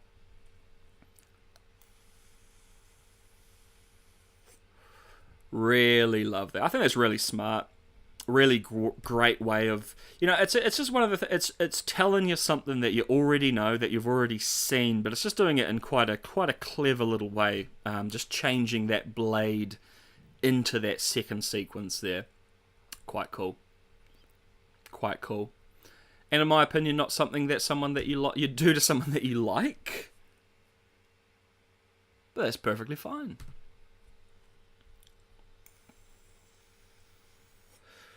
Alright, super basic one here, folks. Not the most incredible impact frames in the world, but they don't have to be. These weren't made to be paused on. That's okay. So just a little flash of energy coming out of here. And then we zoom back to something a little bit more interesting. So we've got the two boys here. Great little impact frame here of the shadows. Literally just like that blue with the shadows, representing the hex technology.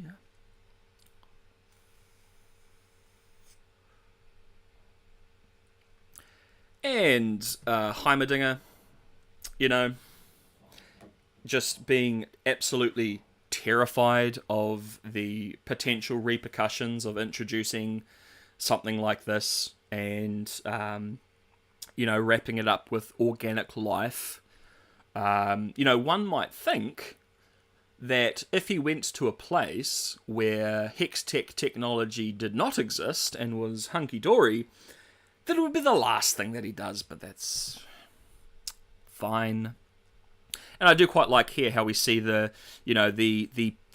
purple glow of the hex core just fades in a few frames into this red fire as it goes in, and it shows this here, which we see, of course, a lot of this type of imagery in season 2 in regards to the anomaly, the hex core or the hex anomaly, this pattern, this like, I don't even know, like, this is going to sound a little bizarre way of referencing it to it, but it's like Spider-Man or like Venom, and I hate it, but it's like the only thing I can think of. But yeah, we see this kind of pattern, this imagery, especially with different colours, all throughout season 2 for the anomaly. We have here Caitlyn slipping Vi some drugs. Don't do that, kids. Like, if you go listen, glisten, gluck and glisten, right? If you go to a place which is very like back, I don't want to say backwater, but I guess technically this particular place is, if you go to a place which is filled with shimmer addicts, right? And you go to like this healer who doesn't communicate a single word to you and just gives you something, maybe don't feed it to just your unconscious pal. Lucky. We're all very lucky that it just turned out to be the right thing to do, but that's fine. Absolutely fine. And once again, here we have some beautiful frames. Filter frames here of the eye as the shimmer kind of changes and heals Vi. Love these. Look at those. And again, this is one, 2, 3, 4, yeah, maybe 5, yeah. Just back-to-back frames, so as you're watching it in motion, it's quite noticeable that these flashes of colours are happening. But yeah, some of them are just gorgeous, you know? Absolutely gorgeous. Alrighty. Quite like this here as well. So if we look over here, we've got like a echo of Milo stemming off this. And like, I'm sure y'all remember the first time watching this.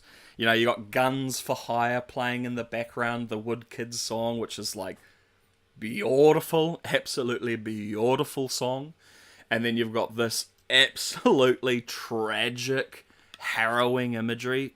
This was, you know, if we're talking visuals, you know, we're not talking about the writing and the character interactions and the dialogue and the relationships. If we're purely talking visuals, this stuff is the best, in my opinion. This kind of thing, like you see it and it, yeah. It makes you sad. It makes a undead ghoul like myself go, oh, that's sad. And we have here X's over the eyes, and the atypical like line with the lines over the mouth for like a skeleton pop up there for a frame. And then again, a lot easier to see that there. Not great. Pretty tragic, pretty sad. And then we got Clegger with little eyes. Eyes. He's got little eyes over his eyes. Yes. No, little X's over his eyes there as well. Very sad, very tragic. So this leads into a pretty great match cut. I think if I pull it out.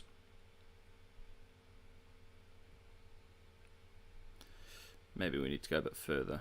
Let me pull that out a bit further for you folks. For the fine folks at home. Come on. You can do it. You can do it, pal. I'm telling you. There we go. Great little match cuts here of them going down this into them putting the bullet into the chamber of their gun. Awesome match cut. Very cool. Very cool. And look, like, I just wanted to chuck these in as well, because, yeah, look, like, Arcane made floodlights turning on look cool. Like, look at that! It's literally just a floodlight turning on, you know? But they put this detail into one little frame. Love it. Literally lights turning on looks great, you know? So we got, yep, this again. Pretty rough. Pretty rough for old Jinxie Poo. Look at that. Yeah. So that's quick zoom in as it, like, maybe for 2 frames you can get a good image, maybe 3. But yeah, like, so it's not only she's seeing Milo and she's seeing Clagger, but like here she's seeing Milo's corpse, you know? That's just 10 times worse. That's so much worse. Oh, that sucks. In a good way, in a good way, in a good way. It sucks in a good way. Alrighty, so. Something a little interesting here. We've got a few things going on. So let's look at the next 3 frames. We're going to say what it is, and then I'm going to say what it looks like to me as well, right? So we've got the start of a face coming here. Into a face coming out. So look, you've got the eyes here, the mouth here, and I think, is it goggles up here? Yeah. Into Milo's face here, right? So these 3 frames, it's constructing this face, which is a nice little piece of line work as well. But this also looks very much like Jinx's Power Glove. Again, what I'm saying, it is forming this face. 1, 2, 3. That's what it's doing. But to me, and I think this is something that is very tragic if it's the case, again, it's forming a face, but it looks like her power glove as well. And I think that that is absolutely sad that Vi comes up and goes, "Hey sis, I'm here to see you," and like, that's one of the first things she sees, like, potentially Vi's power glove, like, coming straight to her face. Again, I know, it's constructing this face here in 3 frames, so the face doesn't just appear, but my goodness, does that look like her gloves as well. And God, what a sad thing if that's the case, hey? Moving on. So we've got these here. It's probably Milo, Clagger. Does Milo ever have these? Because it's like Milo's here. It feels definitely like Milo's face, but he's almost got like Clagger's goggles on. Anyway, and then we've also got this. Oh, very spooky monster over here. How terrible. That zips over to here. And again, like, yeah, this is almost like turning into Clagger and then Milo's ripping out over here. It's interesting. Because this is definitely Clagger here. Like, it's made him much wider. And then this is 100% Milo. It's the Milo face from before. So that's interesting. Like this, to me, looks like Milo, not Clagger, and then it forms into Clagger as Milo splits out. Interesting. Got a forked tongue. That's not great.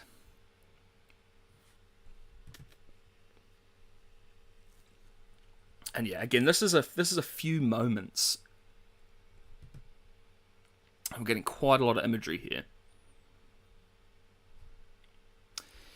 Yeah, so especially you get stuff like this. Just looks like both of them are just shouting and screaming at her constantly.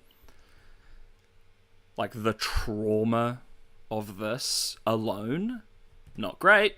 It's almost like, let's say, you have a season and a half showing how traumatized Jinx is, just for her to have one conversation with Echo and, oh, it's all done. Oh my God, guys. It is hilarious to me that people, when I make complaints about this, turn around and say ridiculous things like, oh, well, you don't actually know what trauma is. I'm an undead ghoul that's been around for 3,500 years, being tortured by being forced to watch some of originally the worst plays, then concerts, music, movies, TV shows, video games ever created. That is my life. That's pretty lame. I'm not going to say that that's the worst in the world, but it's pretty bad. But jokes aside, in my opinion, if you don't think that you, like, for a season and a half, show how traumatized Jinx is, for her to then turn around and be fine by having a conversation with a person who last time they interacted with each other were trying to kill each other, I think those people don't understand how trauma works, yeah? Because that's not how it goes. I'm sorry, but if you're mentally fractured, like someone like Jinx clearly is, one convo with your time bomb boo ain't gonna solve nuck. That's the reality. That's your life, unfortunately. So as I said, I just think it's hilarious that people believe that if you have issues with that particular thing, you don't actually understand what's going on. I think the reverse is true, I'm sorry. Because you can't just 180 from something like this. That's the reality. Anyway, well, not anyway, because the reality is kind of damaging to many characters that happens, but that's fine. Whatever. Alright, so we got more scary faces. Big one covering most of the screen there as well. And then the firelights come in. And some people think save the day, other people think ruin the day, which is interesting, right? It would be interesting to see what would have taken place if the firelights didn't show up. To be completely frank, I think Jinx would have murked Caitlyn. I just think that's how it's gonna go.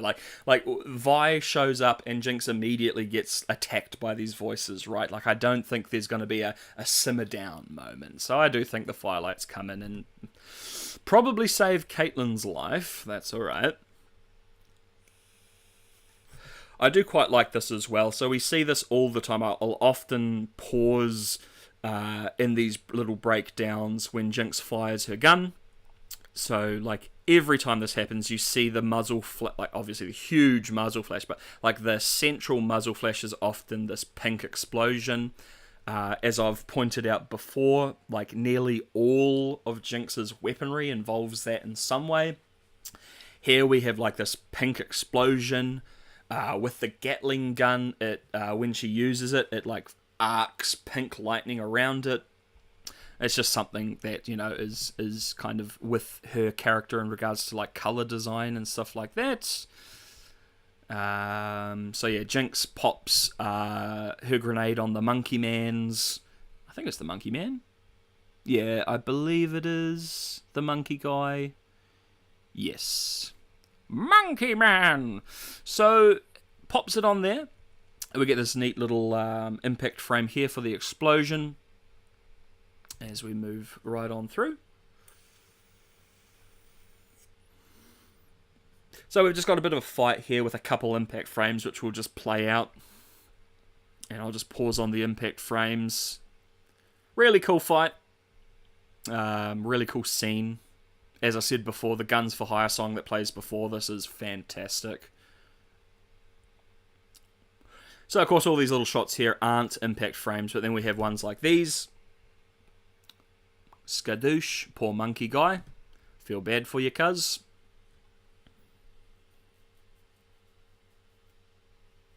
And then we have this one here. Beautiful.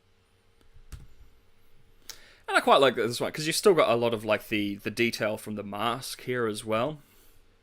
The Monkey Man mask. And yeah, Vi is basically seeing how crazy Jinx is. 2 frames here, or is it? Yeah, it's 2, I believe. Yes, yeah. Awesome. Look at that for an impact frame, you know? Going, turn around, skadoosh. Love that. Again, you're using a little bit more than just your black and white color scheme, you know? A little bit more involved, a little bit more artistry on display here, you know? Zipping into this next one here, where you get a bit more of the flow of the shot. You see Monkey Man and his Monkey Man goodness. What I quite like with this guy here is he was a very underrated actor, and then he actually got hired for that Robbie Williams movie, where he plays a monkey. So, you know, I'm really looking forward to see what this particular Monkey Man actor has in store for us next. What role he'll be in next. I think he's a great actor. He's a great stuntman, at least, you know. And clearly in the Robbie Williams movie, great singer, great dancer. Look at him go. So Vi and Caitlyn have been Caitlyn napped by the firelights, and yeah, Jinx goes, "Ah!" And the episode ends with those little filter effects, and we cut straight into the next episode, where we have the firelights intro music video thingy majingy cannot. Oh, which one is it? Yeah, sorry, I cannot for the life of me remember the name of the song, unfortunately. It's an okay song. So, just while I'm on the subject of the music, talking about it, Season 2 soundtrack, amazing. Like, amazing. I have some issues with a few songs, but amazing music. Season 1, the music is fantastic, but it's like there's a handful of like incredible songs. Guns for Hire, What Could Have Been, Goodbye. Those three, amazing. I listened to them, those three songs, like nearly every day for like 4 years. They're so good. Cut to season 2, I listened to the entire soundtrack every day without fail. I've listened to the season 2 soundtrack, and then the OST as well, the 100 other pieces of music that they've released for the OST. Some of it is gorgeous, absolutely gorgeous. And look, just while we're here, I'm gonna have a whole stream about it. But when I say there's a couple songs I take issue with in season 2, it is namely what is it? Is it called Fantastic? I'm really fantastic, I'm truly that song. Look, artistry-wise, musically, fine song, perfectly fine song. But the lyrics kill me, right? You are in Runeterra, right? You are in the fantasy sci-fi world of Runeterra, and you're singing about drinking champagne out of plastic, and you're singing about watching American classics. I'm very sorry. I'm very, very sorry. But one of the things that I absolutely adore about the lyricism of a lot of the songs is that it fits perfectly with the world, with the vibe, with the mood. Like Sucker, for example. Every line of dialogue fits the vibe that it's trying to give you. That it's this infight between chem barons. Like even how the song is, it works, right? But then when I'm listening to Fantastic and you start singing about drinking champagne and watching American classics, that just draws me completely out of the entire thing. Another thing that did that with me was, and I'm sorry, I know a lot of people love it, but is it The Gears Keep Turning or something like that? The Heimerdinger song, right? The Bob Dylan anti-war Heimerdinger song, right? So I don't want to sound too nasty because is it Mike, the voice actor for Heimerdinger, who sings the song? Amazing. What a talented guy. Not only to sing a full song in character, but to actually to sing it in character and sound better than 90% of the singers that are out there making music.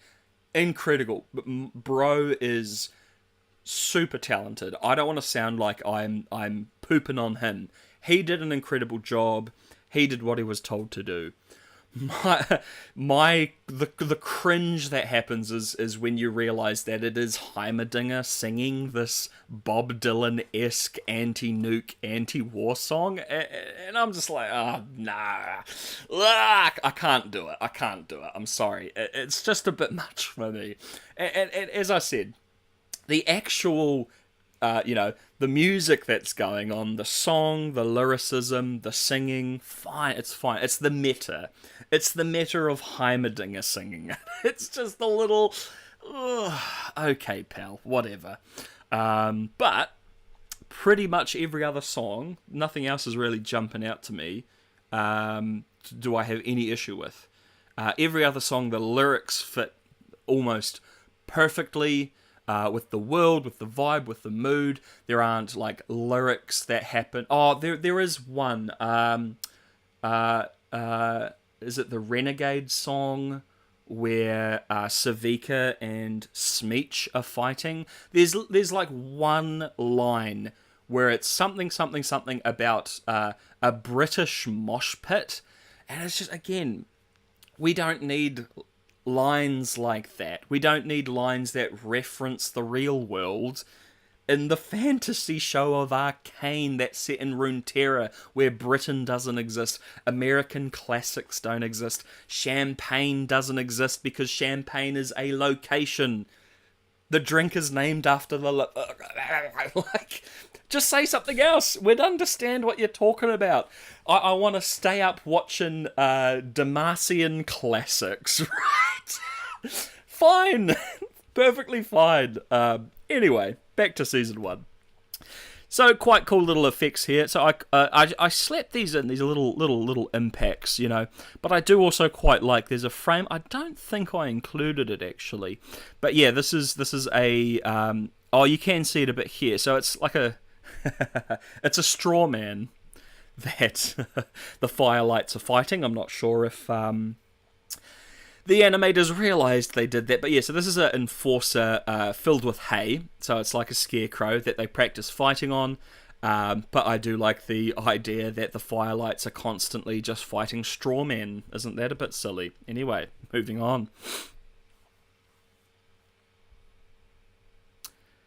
The super basic one here, literally, you know, we've got just the light stemming out of opening of the container, Pulp Fiction style, except we actually get to see what's inside. Quentin, we know there's glowing feet inside that briefcase. Just show us. Ay. So this, I believe, I could be wrong. Yes, this is right before she starts healing or putting some stitches on her cut. We've got Vi's little teddy bear, Bunny, that she talks about when she's young. Having some nice little facial effects there. Not great.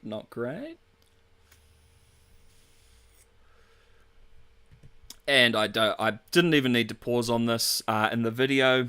You know, it's no secret what this is in reference to. And I just want to point out as well, we get down here, notice that there, so throughout, I think it's 3 times, definitely twice, 100% twice, maybe 3 times, in 3 separate scenes in different episodes, we see the like butterfly firelight bombs that Jinx is making. So all throughout the episodes where she's an adult, up until the point where she actually uses them, we see her building them, you know, over a few episodes.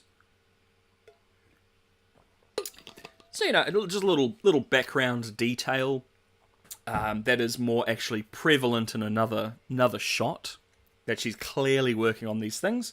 For some reason, I'm brain dead and didn't include that. But yeah, just a nice little thing to point out that multiple times we see that she's making these butterfly firelight bombs.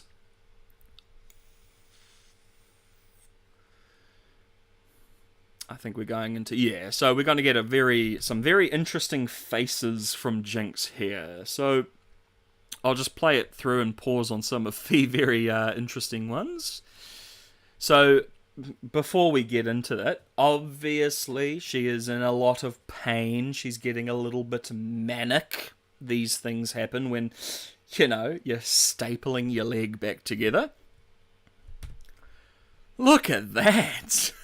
Look at these faces, man. Yikes. That is, and like a dog just left to right with the tongue and the spits and the yikes. Like, this is unhinged. Yeah. Again, she's in a lot of pain. She's literally stapling her wound. But God, it's like she's enjoying it, right?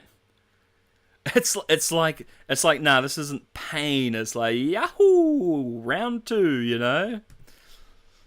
And yeah, a little bit of a monster face there, but yeah, like, goodness me.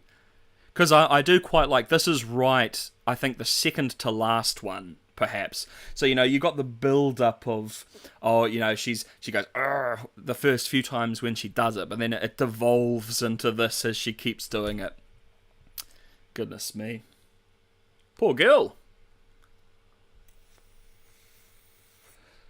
Okie dokie. Next we have the biggie obvious background thing. So, Silco enters the Chem Baron meeting, where they're talking about how cringe and lame Silco is. Silco, of course, does not put up with that, because he is the man, the myth, the legend, the MPV of villainy. And as he leaves, of course, all the beautiful flowers in the background are dead. My assumption is, like, you know, it would have been interesting if he, like, if the canisters that he used, like, unleashed the grey, right? Building into that. But it seems like it just kind of burns away the fresh air, right? The ventilation stops. These canisters are, like, burning away any oxygen and fresh air, and it just leaves the nasty remnants of what was, right? Because we see later on that Jinx uses the grey against, or at least it is a green gas, the same colour of the grey, against Savika to knock her out, right? So they have the precedent for it, but, you know, whatever. It's chill. Here, yeah, so right after Jinx pops a bunch of shimmer into Silco, she relents and does get that great little impact frame for a needle going into an eye. Oh, terrible, terrible, terrible. But yeah, she relents, gives him the shimmer treatment. We get a few more, as we had before, of these filter color changes. Really love this blue as well. Thankfully, Silco didn't OD after getting zip-zapped all those times. And again, we've got the eyes, the purple eyes. The shimmer is changing. Wichter.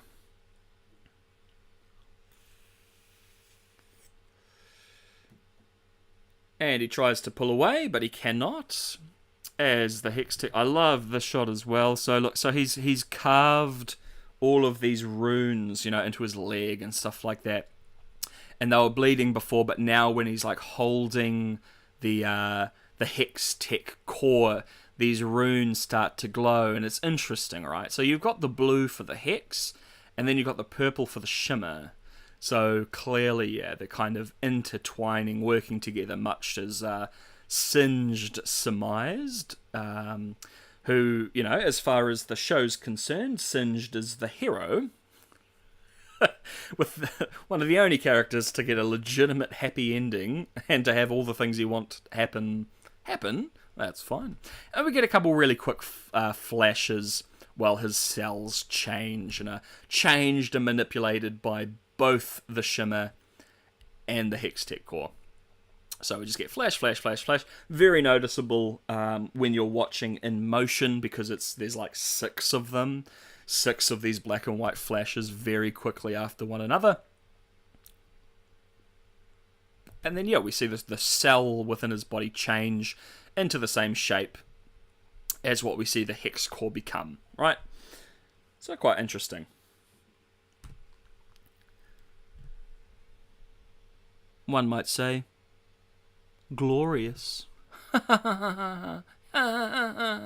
Okay, stop laughing, because we're at, like, one of the saddest parts of the show. One of the saddest parts of the show, guys! Yay! So, Jinx is watching Vi and Caitlyn have a little bit of a huggy, and Milo's back here going, see, she's replaced you. Haha, not very chill. We've got Frankenstein Milo over here. And we get this face a lot in both seasons, actually, like this just very simplistic, like demonic face. Many times. Just drinking some water. Delicious. Delicious H2O. So yeah, we're just kind of going through these faces here. It switches out to the other side. And yeah, I really love all of this imagery here. You know, as I said before, this stuff is like my favorite part, visual, like in regards to visuals, are these elements here. And yeah, I really miss them in season 2, but is what it is. Look at that. Oh, he's going for a little kiss on the cheek. You see, he's not so bad. Look at that. Hey, sis. Mwah. Sorry. Alrighty. So we see the gemstone, which again, that's just kind of feeding into the idea that Vi was never there for Jinx, was only there for this. So as we cut back, we see Milo again going, tee-hee, I told you so. Tee-hee. So after, is that oh yeah, so I think Marcus is like, Caitlyn, that's the face of a guy who's just over it, right? Caitlyn, I told you, please, why can't you live your privileged rich girl life? You have to come out here and ruin everything. Vi running on back. And we get, this stuff is crazy, right? So we get the Spectre, the Milo Spectre. Goodness me. Awesome. Into big boy. Absolutely haunting. And obviously we're going to see, the largest... Look at that, man. So this section here, why it's one of my favorite, is every other frame is just you got so much going on in regards to, not only trying to tell this little story here, but Jinx as a character. This is just so telling. And the fact that it keeps blasting into this spectral version of him as he gets bigger and bigger and closer as things seem to just be breaking down for Jinx. And then we get this here. Look at that, right? My goodness. How can you not feel sorry for her,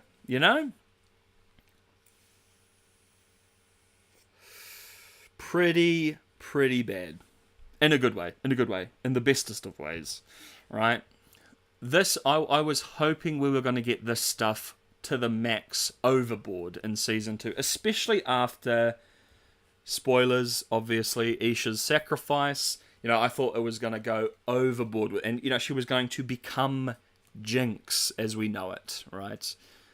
But we've got Season 1 at least. And I just think that is brilliant.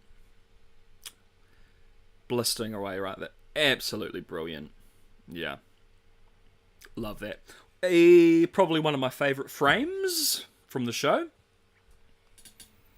Milo having a sniff, favourite frame. One of, I'd say.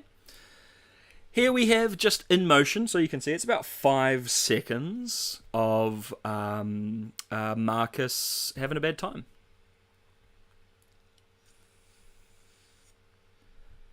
So we can see here that there is very clearly some impact frames going on. You get that flash there, especially, as I've said before, it is a lot easier to pick them out when you know that's what you're looking for.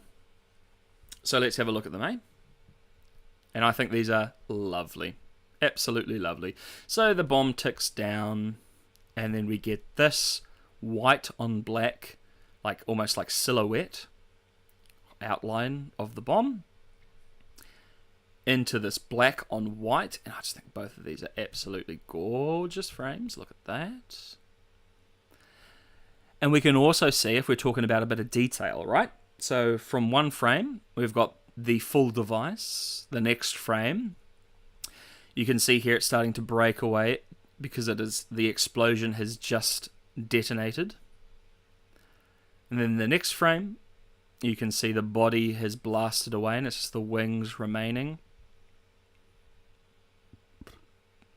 directly into the explosion here. Awesome set of frames. Let's go. Let's have a look. In motion.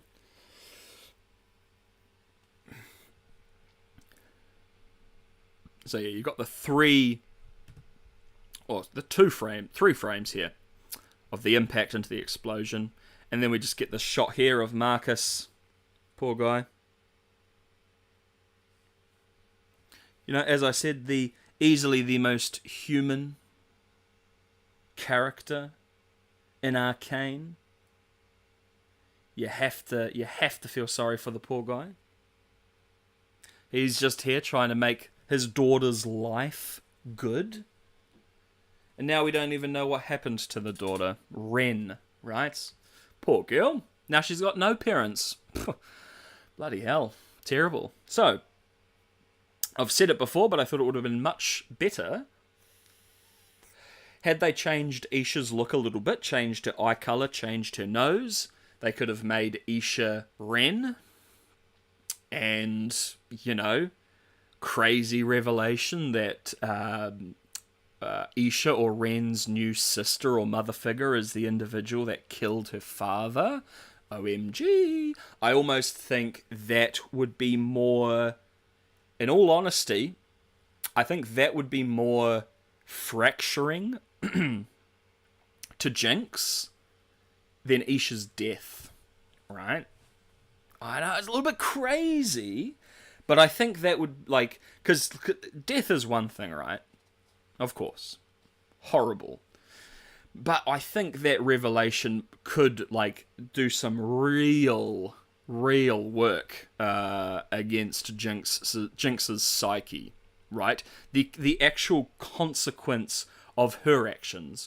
Not Isha going out of her way and there are consequences to Isha's actions. No, I think it would have been much better if the consequence stemmed, much like in Season 1, from Jinx's actions, Jinx's decisions, right?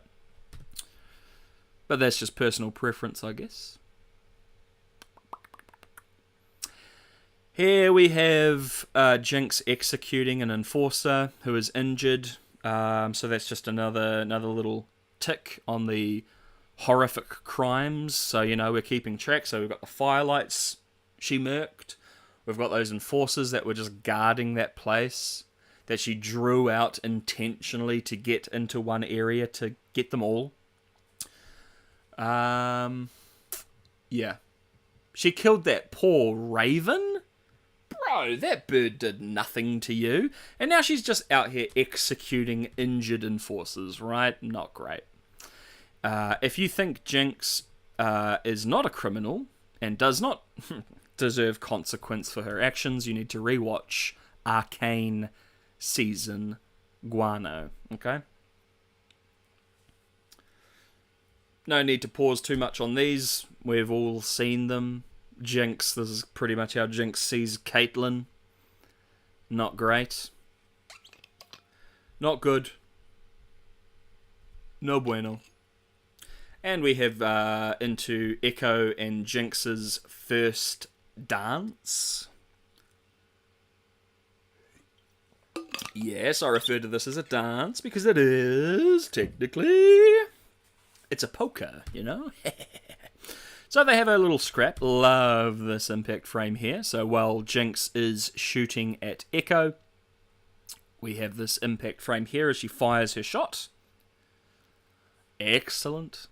Love how the muzzle flare, quote unquote, is also covering her body, and then you've got the pink, representing Jinx's weaponry, which is used all throughout the show, not just with her super speed. Let's be frank and beans here, folks.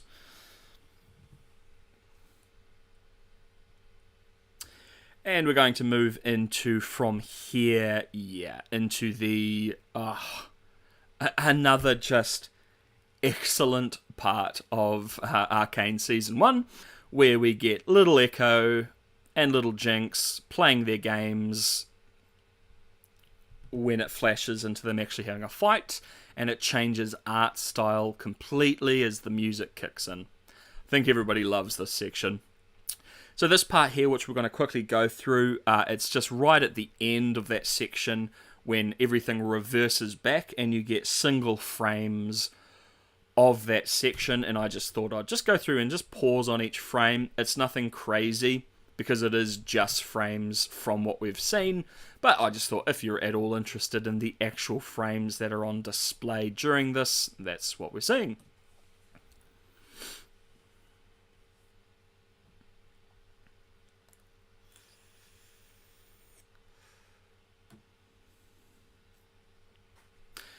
So yeah, as said, like this is a bit more in motion, so it's all just single frames showing exactly what we've seen previous.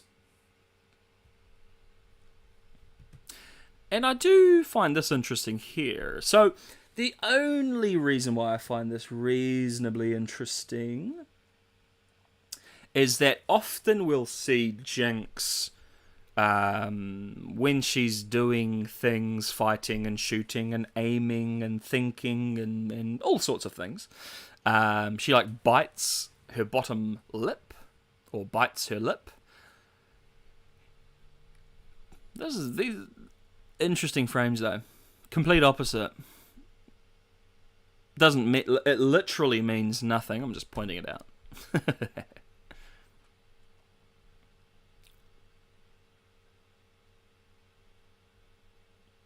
And yeah, again, I just like pausing on things like this. It's nothing crazy. It's just like this over exaggerated muzzle flare from her gun, but I think it looks quite cool.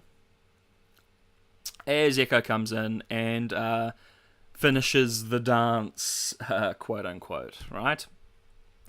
Now we have Jinx. So, folks, here's a great example as to why the Time Bomb ship is a bit odd for many watchers, right? So the last time Echo and Jinx see each other, Jinx literally tries to kill them both, right? Look, if you're quite used to toxic relationships and that kind of thing, my sincere apologies. Truthfully,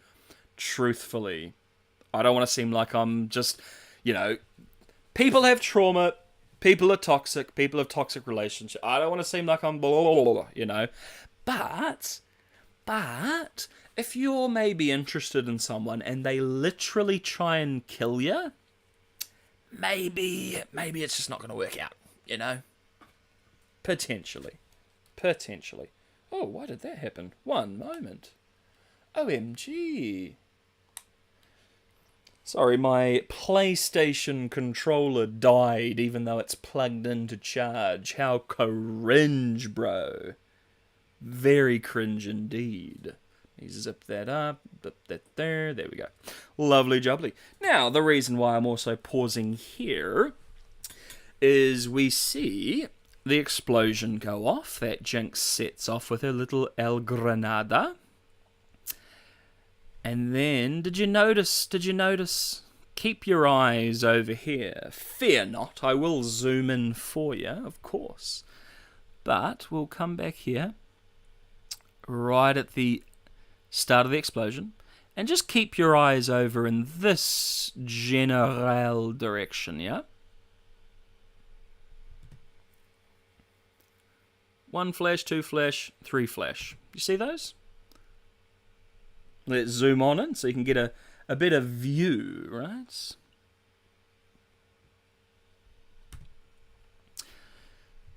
So that's in motion. 1, 2, 3 green flashes. I've slowed it down as well. So my assumption here is that, especially because they're green flashes, this is potentially Echo with the green from his hoverboard, like flying back or something. Like this pillar here, like down here, maybe where Heimerdinger finds him as well. So, it's interesting. Because, again, it's just one of those things that they just included because they felt quite necessary. You get 3 very quick flashes. Bing, bang, boom. And I think that they've just put that there to just show, that Echo survives it. In a little kind of side fashion there. I don't ask me how he gets from here to here. That's quite a distance. And he doesn't have his timey-wimey jibbly-bibblies. That's fine. Again, just a little detail for you. Yes. And we're going to move into a cool little match cut for Mel. Cool. So, two little things here. So, first and foremost, obviously, very interesting that Mel's flashback right there includes potentially... sorry, I'm just reading something. Yep. So Mel has the flashback to where Noxus and Ambisa and her have like taken this place over, and they're deciding what to do with this lady. And Ambisa goes cha-chow, and not great things happen to that person. And then so we've got this image here of her, that individual who had not fun things happen to her. Her little like amulet necklace thing on the ground with tomato sauce. This is tomato sauce, cranberry juice, and then we match cut into this background, which is where Mel is sleeping, right? And we know that Mel's a painter. So it's just that cool little thing of, this clearly kind of haunts, this memory and this imagery here kind of haunts Mel. And she decided to draw or paint a painting about that. It's just, again, cool little detail. It's a detail on top of a match cut, so it's just that extra little thing. Look at that bed hair. My God, poor girl. Yeesh. Oh my gosh. This part sucks. And I mean in a good way. I'm saying a lot of negative, like this is really bad, this is really awful, this sucks. In the most positive way possible, because that's the feeling that the show's trying to give you, right? So Jinx is getting injected and infused with Shimmer, as you guys know, and she's kind of having a bit of an episode, right? So she sees Powder and Vi walk in. We've got Vi. Oh, God, we've got Vi. Bloody hell. And we see here it's cutting between young Vi's facial model to the other Vi. It's basically just flashing between the faces there. You see there, to there, to there, to there. It just flashes back and forth and back and forth until she goes Kachingo, Malingo, Kachung. And I quite like this as well because it's not the usual that we've seen throughout the show of the big, over-exaggerated yellow muzzle flash. It's instead this choppy, cutty white and black, Very cool. Very cool to just change things up a little bit like that. We get this filter on the 3D image here as it changes from Powder into Caitlyn. Then we get some absolutely meme-worthy Caitlyn faces, right? Let's have a look. So, of course, this is where Jinx is seeing Caitlyn as singed. Looks a little bit unhinged there. My God. Look at this. Look at bro. Look at that! Oh, my God. I think it is horrendous. The eyes, man. Oh my gosh. Poor girl. Yeah, not great. Not great. And then, yeah, of course, the Shimmer tears. Ugh. It's quite a thing to have to go through, and we're going to get to another absolutely insane frame, which is one of my favorites here. And by the way, if you didn't notice, Singed literally holding down Jinx by her forehead, just holding her head down on the metal bed. Ugh, crazy.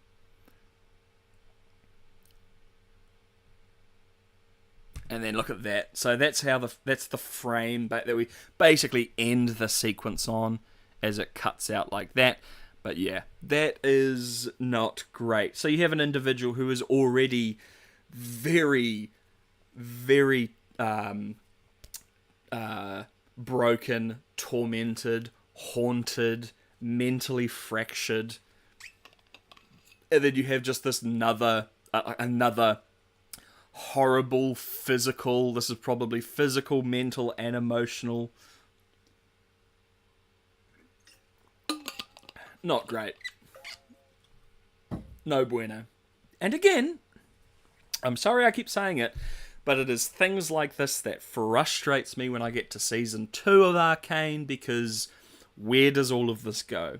You know, this should really, really affect our girl, but has one chit chat with the boo, and she's fine. Okay. Nothing crazy going on here. I just liked the idea of having this this imagery here, right? So you've got the boat.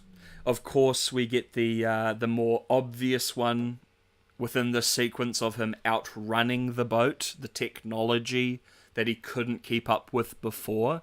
Now, however, with this imagery, we see him stomping it out, right? You know, decent foreshadowing. Like, not only is him being able to outpace and outrun the current technology of that boat from his change, but also the imagery of him literally stamping out that boat as well. Obviously, if you know what happens, spoilers, he does not become the techno prophet, the technomancer. He becomes he becomes Hex Tech Jesus, right? So unfortunate, but it still kind of works. Imagery wise, at least. Here we have Sky coming in to try and save Victor from getting zippity zoodadded away from the Hex Tech core. And we've got some cool imagery here as it zooms in. So, yeah, I quite like this. You know, like you can just literally just see the skeleton of the hand. We'll just play this through because it's a lot of just pausing on the skeleton. But I think it's quite cool imagery as well. You know, you've just got this energy, this light stemming from this Hex Tech core, and you can just see Victor's bones through his hand and up his arm. Very cool. Sky, sorry babe. And once again, we're just zipping back onto that, where you can see his skeleton through his arm, his hand. That looks like it might hurt. I don't know. Do you think that would hurt? Do you think this would be painful, like, at all? Like, she's obviously, like here, without the audio, it looks pretty bad, but she's also, like, saying things and, like, yelling at Victor. So it's kind of hard to say if this is, like, pain. I don't know. Maybe it's quite peaceful, you know? Maybe it feels like a warm hug. A warm Hex Tech hug. We've got a couple cool impact frames coming up here as well, so you can see, believe... You've got Victor, and then Sky is here, like holding... So you've got the two people, Victor and Sky. As we will quickly see Sky just zap away.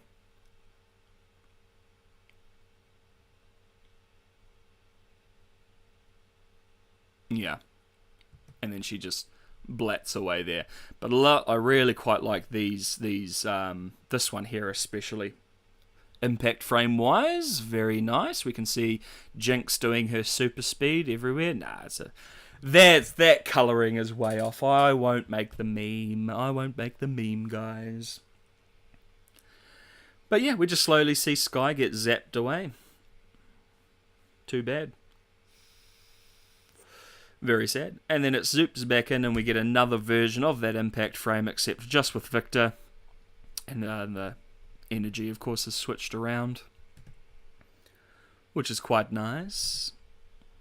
Yeah, so we've got these few here, back to back to back to back, which again, like one of the nice things with impact frames like this, very noticeable when you have quite a few back to back to back to back. You can definitely see, at least pick up on that there is like a lot of energy going on in the frames. But it's nice to slow them down and see just what's going on. Alrighty, we now are up to the scene of the entire season, which like 50% of the entire sequence is impact frames. So let's play them. Real basic, Like, this is nothing special. It is the thing hitting the thing, and then the background turns white. Who cares? Me, I care. I care. So, we have this shimmer-infused gentleman. I think they are called the Chem Tanks, I believe, are what they're referred to. The Chem Tanks coming in. So, this is very quick as well. Like, not only is the action here in these frames very quick, but you also have an impact frame as well. So, we have this Chem Tank taking out this guy, right? And then we have, as you can see, over on the right, we have his blade coming out to hit this enforcer here. And as he swings his blade down, we get the immediate close-up impact frame of, like, the enforcer's skull breaking open, right? Goodness me. Goodness me, goodness me. That's gonna hurt. Oh, wow. Look at that. You learn new things every day. So he bashes the enforcer's skull against the camera. I didn't even pick that up. That's awesome. So we see here, we have this extra impact here, and it looks like glass. See, I thought this was just like maybe bone shattering away. But yeah, we have this impact here with this shatter effect leading straight to the next frames of the camera being broken. Wow. Now that is interesting. That is cool. Ah, look at that. So another just real basic impact frame here. The Chem Tank running along the wall, smacking this enforcer into this impact frame here. And then we've got a bit of Hex Chem Tank super speed, dodging the bullets. Very quick. So it's two realities. Either this guy is very quick, or this guy is the worst shot in the world. It's probably the worst shot because all the enforcers suck. Alrighty, so we have Vi coming in to save the day, and we're about to get some crazy impact frames. So, obviously, pop this in motion for you, so you can see how it looks as you're watching it in the show. So, you know, you get the flashes, the 2-frame flashes, you can see something's happening, but let's actually have a look at the frames themselves, because they're fantastic. First frame of the impact, look at that. So once again, we've got the blue effect coming through because Vi's gauntlets are powered by the Hextech gemstones. So that all fits together very nicely. And we lead from that impact frame into this one here. So yeah, love these 2 frames. Absolutely awesome. As I said, like a lot when it came to the impact frames for Season 2. Love when an impact frame has the person doing the attack, the person it's hitting, you have the hit, you have the impact as well. Love, love, love that stuff.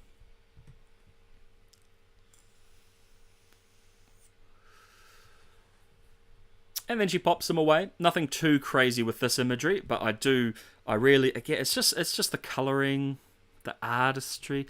Look at the artistry on display, ladies and gentlemen, and every ghoulish thing in between like me. By the gods. By the gods. And yeah, so a lot of these I've got in motion, and then we come in and slow them down. So here's Jace destroying the insides of this Chem Tank. And I quite like the effect here of flashing the... It's like they have impact frames within the impact frame, right? Because they know that it's like multiple back-to-back, so people will see them. So you've got like the blue impact into the yellow goldish impact here, or the white and yellow. It's like impact frames on impact frames, and yeah, of course, if you didn't pick up on it, which I'm sure everybody did, as you can see here, his bones just shatter. absolutely just blast into powder, basically. No, not that powder. Even his booty is just decimated, you know? And then we have this nice little, again, it's an impact frame within the impact frames of just this outline effect. You've got Jace over here. You see Jace holding his hammer, hitting the feller. It's all very, very good.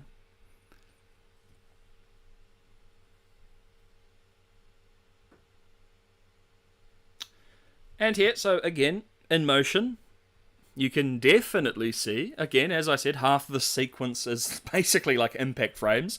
You can see just on the quick watch, like his knee get blasted away, but let's go in and slow her down and go frame by frame for y'all.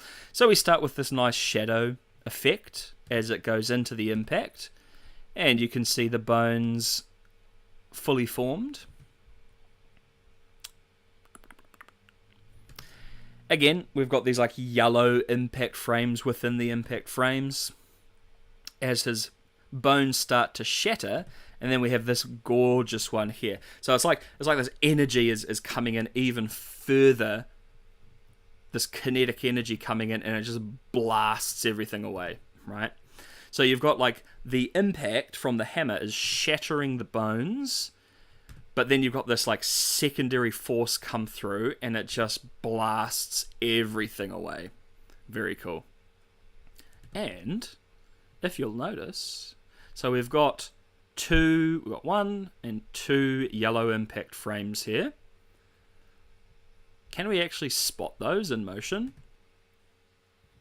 Let's see.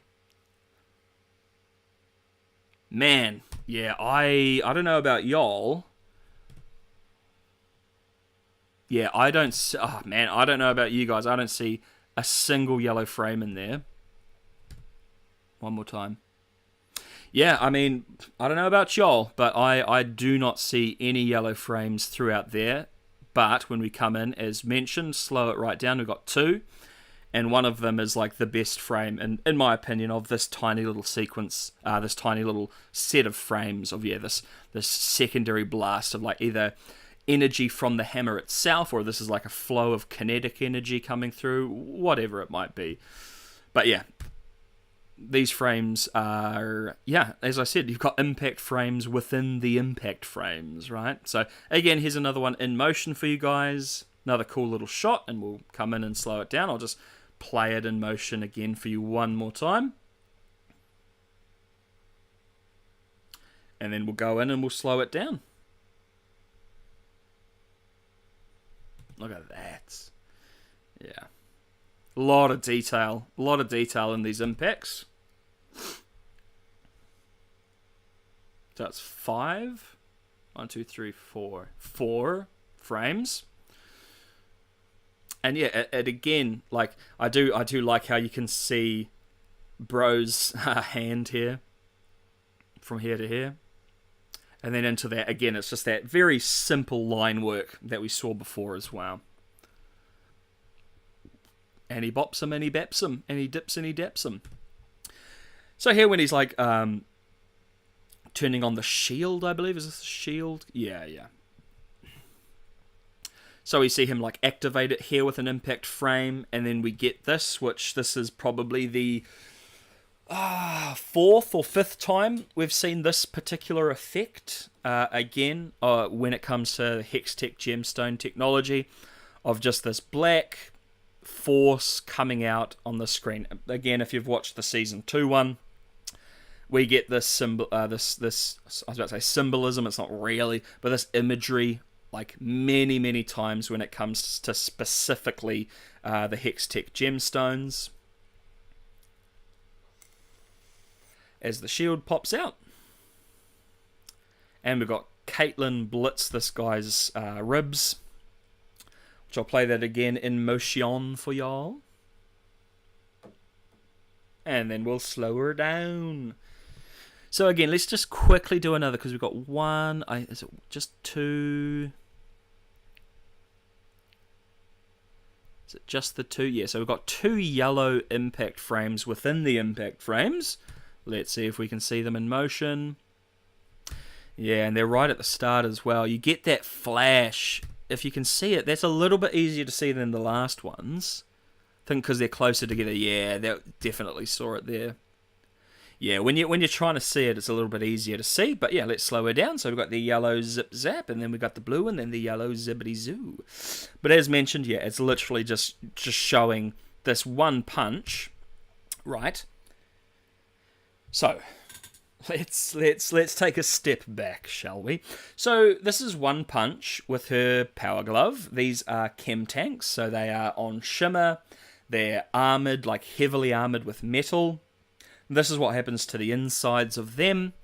And then we see next season Vi punches Jinx in the tum-tum and she's fine. So it's just these things where it's like, this is great, I love to see it, but you've also shown in season 2 that Jinx will also punch people with her power glove and they'll be perfectly fine. And again, yes, Jinx can heal with her shimmer, but so can these guys.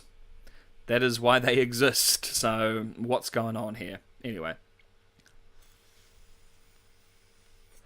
Moving right along. Here we have Jace going blit blat blut until he accidentally blit blat bluts the wrong person. That's chill. So each little shot here has its own impact frames, which I've just paused on as we go through. It's nothing too crazy. There's something I do like here, which I'll point out. So in a lot of these frames, right after he shoots his hammer, you'll have a frame or two where he's got like these glowing blue eyes. So like that's the frame earlier with none, and then this frame he does.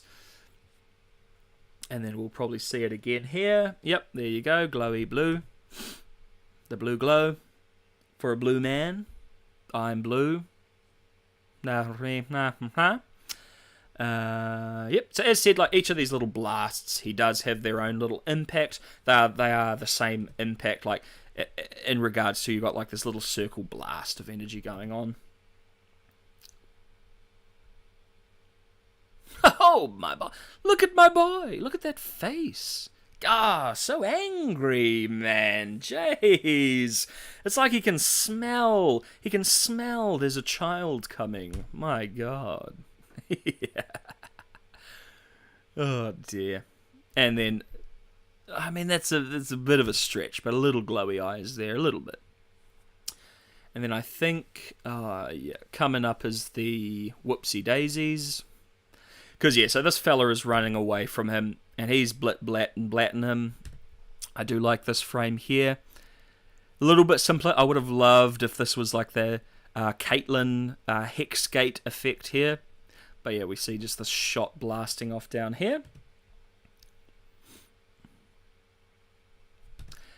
And we've got here the glowing blue eyes. This is when he locked eyes with the child.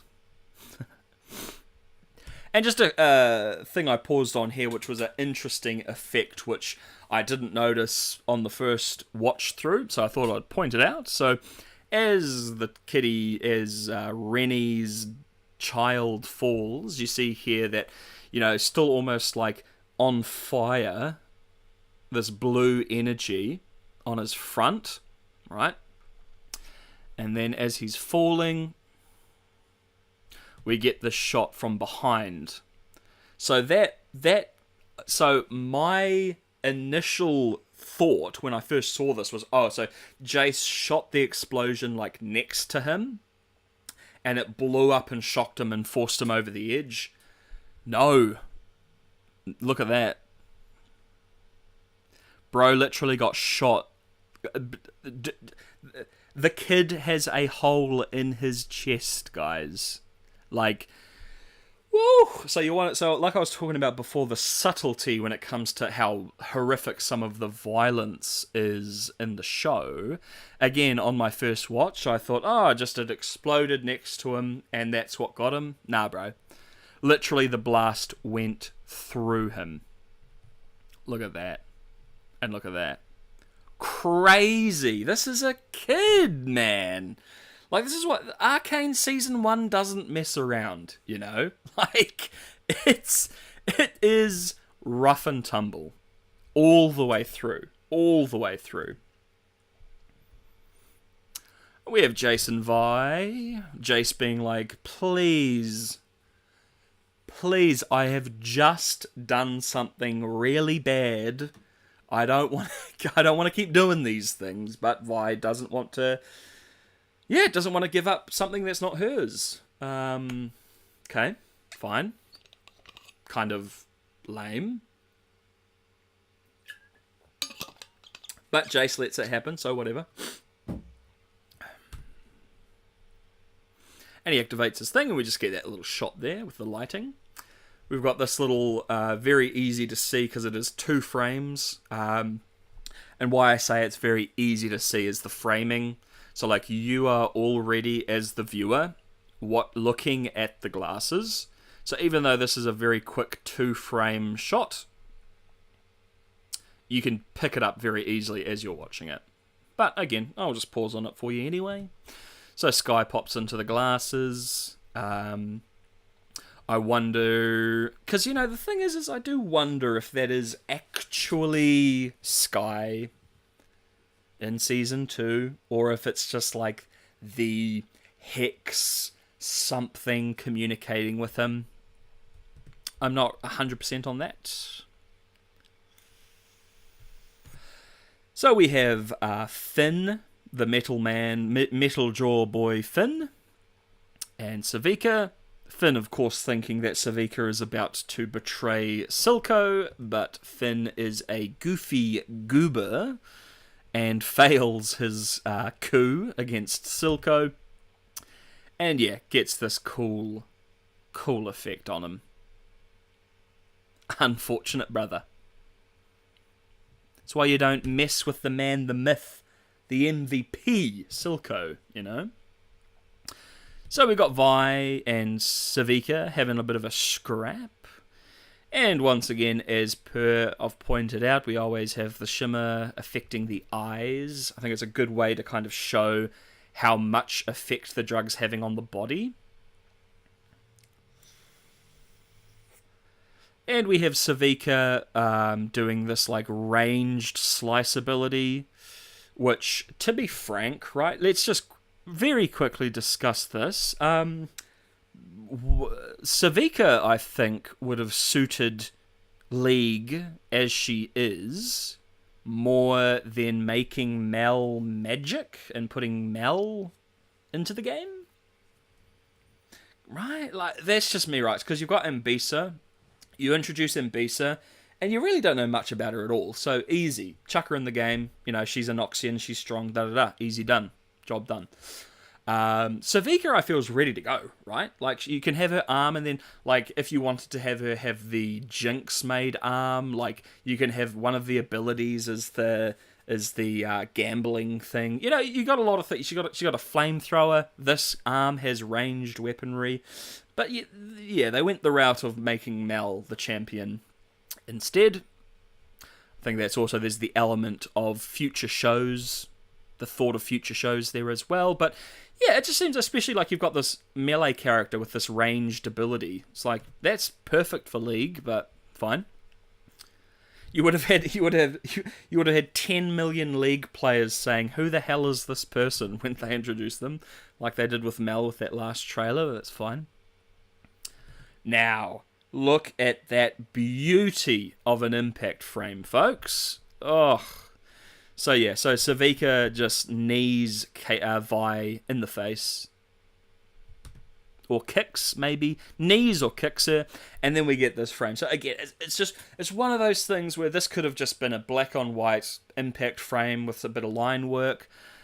But, we've got all of this gorgeous colour. We've got the cranberry juice, because that's what that is, folks. Cranberry juice coming out. Awesome.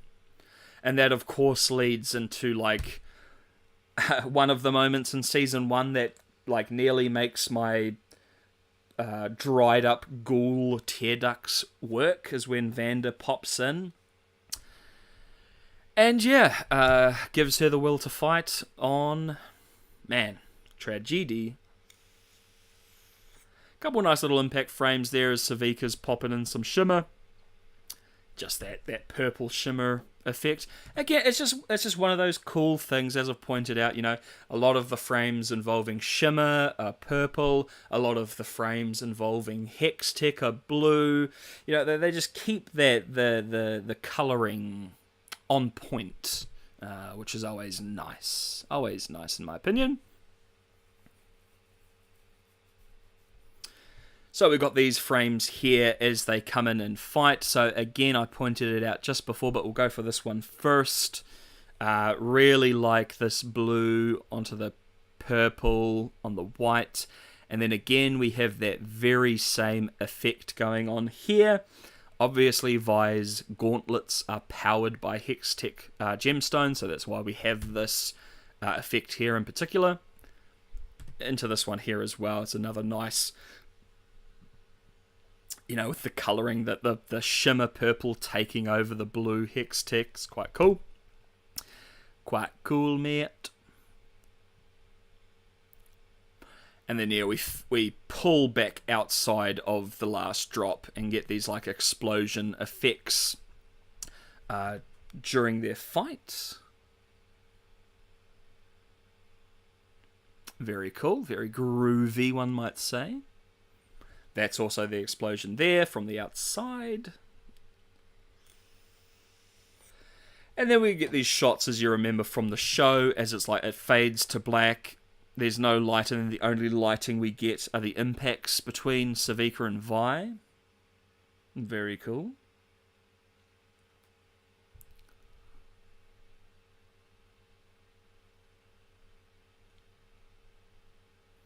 And yeah, so we've got there the shield appearing from Vi's gauntlets. And I paused on these two frames as well, because we've got these Hextech, or these runes, these magic runes stemming off it for 2 frames. Very cool little details.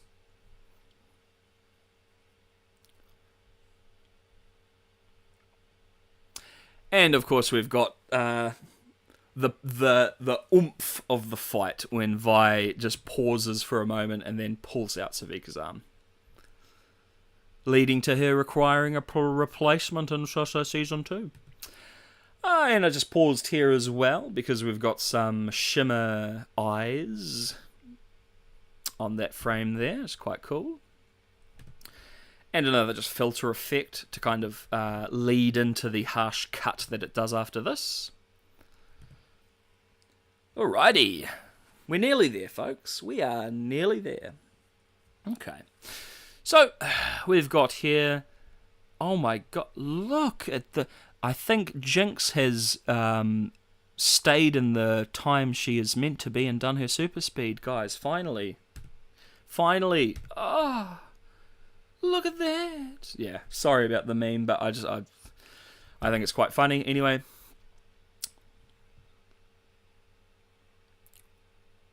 Okay.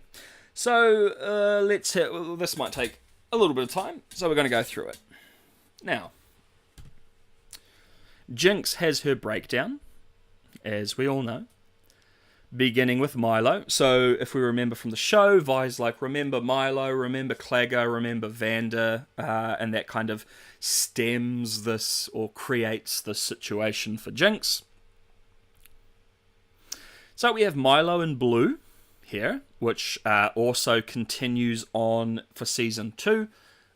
We have a few, in Season 2, we have a few characters that share similar colours, but Milo generally moving forward will be blue, Clagger will be red, and Vander will be pink, but Vi will also be pink as well, for example. So he doesn't look too happy, he doesn't look too chuffed, and yeah, we get these very cool, like, look at this, doesn't look like a happy young man. Yeah, so I mean the reality here is we've got remember Milo, and then he flashes all of these. He's like screaming at Jinx's face, so all these things flash. And then remember Clagger,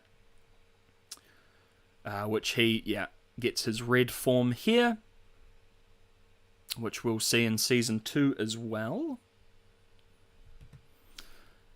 Yeah, that's pretty nasty smile. And then we've also, it's hard to see, but you've got the X's over the goggles with that like skeleton face mouth. Look at my boy. Look at what he becomes. That is some demon stuff, y'all. Yeah, I mean, I would really... Because it feels like, to me, Clagger was quite gentle, in a way, towards Powder, compared to, at least, especially compared to Milo, right? Like, Clagger was very... very much like, she shouldn't have come, da-da-da-da. But he's also the one who offers to help her and do this kind of thing. So it is interesting to me that, like, Clagger especially has such this horrific, demonic look about him. Not entirely sure why, but it looks cool. Probably a lot of history there that we don't know about and we don't see. But that is pretty rough. And then we move into Vander. Oh, my boy Vander. Okay, so that's not a nice face. Look, he looks like a thumb. Alrighty, so the first of many. Now, spoilers season 2, spoiler season 2, as if the rest of this hasn't been. But, obviously, guys, that is Warwick. Obviously. Now, this is not, because I'm going to point them all out, this isn't, in my opinion, Jinx foreseeing Vander become Warwick or anything. This is literally just in my opinion, a wink and a nod from the animators, potentially the writers as well, a little bit of foreshadowing of what Vander becomes, and they were able to get away with it here because Jinx sees these people as monsters and beasts and demons and da-da-da-da-da. So it works in the two ways of, if you don't know the Vander Warwick stuff, which, if you've played League, he gets referred to as the Hound of the Underground, so episode 1, you know who Vander's going to become. But if you don't know, this is just another monster, So we'll move to the next one. And we've got here a flash of him. We get a few quick flashes of him in his shimmer form as well. That is such a nice little piece as well. It's like that pastel, just squiggles, not looking too great. And again, it's just so good because, this is like Powder's vision as well, and it's so childlike but harrowing and horrible. So we've got another one. I mean, this is not, like, crazy, but obviously we've got quite a bit of wolf going on here, especially in, like, the face. And then the outline, very Warwick. Very, very Warwick.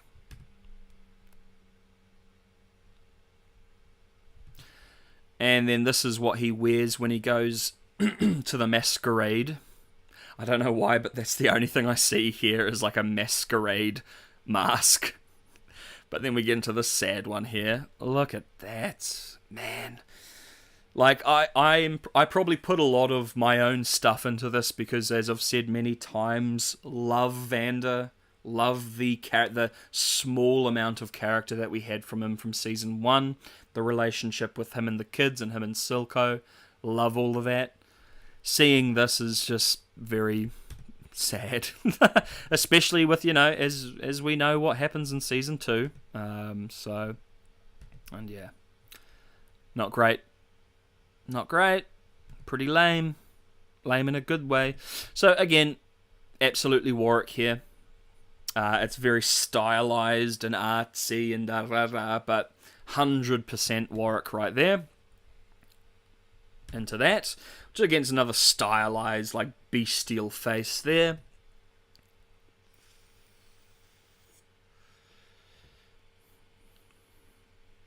And And it begins. So we have Clagger on the right in red, we've got Milo in the centre in blue, and we've got Vander on the left in pink.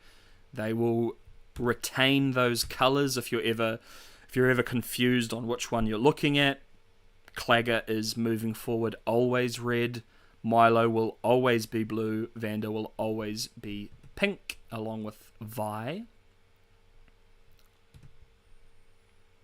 Interesting one here as well. This is me putting my own thing into it, but it is interesting that we have like a Silco-esque eye on Milo here. I think that's just more to do with Jinx than Milo. I mean, yeah, like, look at this. Like really, what did Clagger do to like? And again, look, I understand that a lot of this is like Jinx putting this onto herself because of what she did to Milo and Clagger and da da da. But gee willikers, it is so, God, yeah, that's bad. That's worse in my opinion than often what you see from Milo.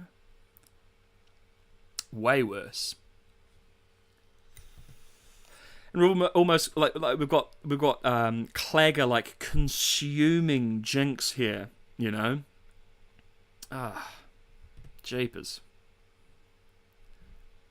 And then yeah, look at this Maw, like this unnatural Maw just like coming around her, yeah.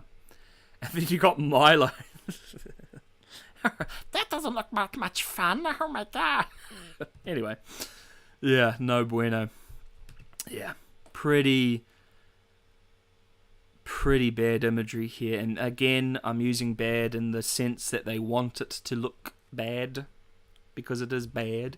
Alright, so we've got some interesting imagery here. We've got Milo as like a T-Rex, almost, right? Like, that looks like a dinosaur. And then this is like maybe like proto Warwick. It looks almost like Trundle, troll-like, right? We've got Clagger over here, but yeah, it's interesting. We've got dinosaur Milo, Trundle-looking guy. Now, this, however, looks much more like Warwick, like bestial. I'm just going to mute myself for 2 seconds, folks. I will be right back.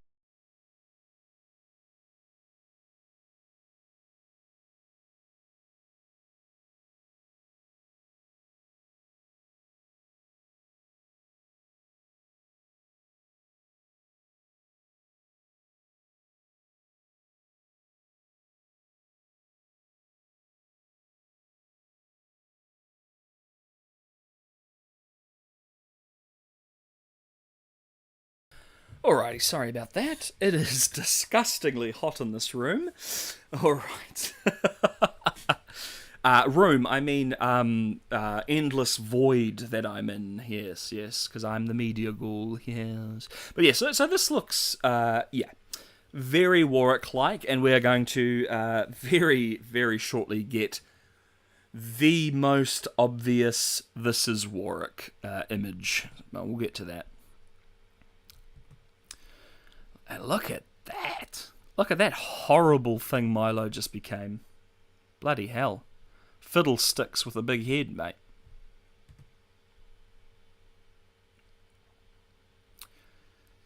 Yeah. This is forming into pretty substantial Warwick imagery. And then we get to this one here. So, yeah. The most obvious Warwick Vander imagery in the show, foreshadowing, all of that. Obviously, you've got the Hound of the Underground stuff. I know a lot of people like to look at the voice lines for Warwick. A lot of people like to look at like the sound that's used. Look, perfectly fine. One of the things I have when it comes to the dialogue in the game, like one of them, it's just kind of a little bit weak in some regards. Like there's a line of dialogue that he says to Vi where he's like, "Who taught you how to punch?" But if that's Vander asking Vi, where'd you learn how to punch, it wouldn't be spoken like it's an insult. You know? Like, when Warwick says that to Vi, it's like an insult. Like, where'd you learn how to punch? Like, you're weak kind of thing. Here, however, undeniable. Undeniable, right? And again, it's one of those things where if you've played the game, you know that Warwick is the Hound of the Underground. When you hear that line in episode 1, you immediately know what's coming. But this is the best proof. And yeah, it's just a little bit of foreshadowing that the animators and, as I said, maybe the storyboarders, maybe the writers put in there. This isn't Jinx seeing the future. It's just a nice little thing for folks like us to pick up on and point out. But yeah, I mean, look at that. That's awesome. Awesome little piece right there. Awesome little piece. So, as said, Jinx, this is during her breakdown, right at the end of the season. And we get that gorgeous piece right there. Vander is Waraco. And I do like quite like, just because it's in motion as well, how he turns into like chubby Warwick and then blitz away and then Warwick again, and it's all quite cool. I think we're about to get some crazy Clagger stuff here as well. As if it couldn't get crazier, right? So we've got on the left here, we've got Vander has become a T-Rex, basically, or a dinosaur, right? So this is another thing I put on Reddit as well, because there were some people that didn't like the idea that this is so obvious, because again, it's Jinx's POV basically, and it's like, I don't like the idea that Jinx sees Warwick. Well, it's like, well, they also put stuff like this in as well. Like, Warwick doesn't then in the next season of Arcane, set in Noxus, doesn't become a T-Rex. It's just one of the monstrous bestial images that they used for him. Interestingly, poor old Clagger over here has become like a toad. Why? Why? I think, we've got a better shot of that later, don't we? Like, what did Clagger do to deserve such imagery, man? Literally. Like, the only thing I can think of is him hopping over the rooftop in episode 1, season 1, and then him jumping down the staircase soon after, right? Like, I do wonder if literally just because we have those two shots of him jumping far, we then have Jinx in the future visualizing Clagger as this toad creature. Like, goodness me. Oh, subtle reference that Clagger becomes Cogmore in the future. Yes, that's what it means, guys.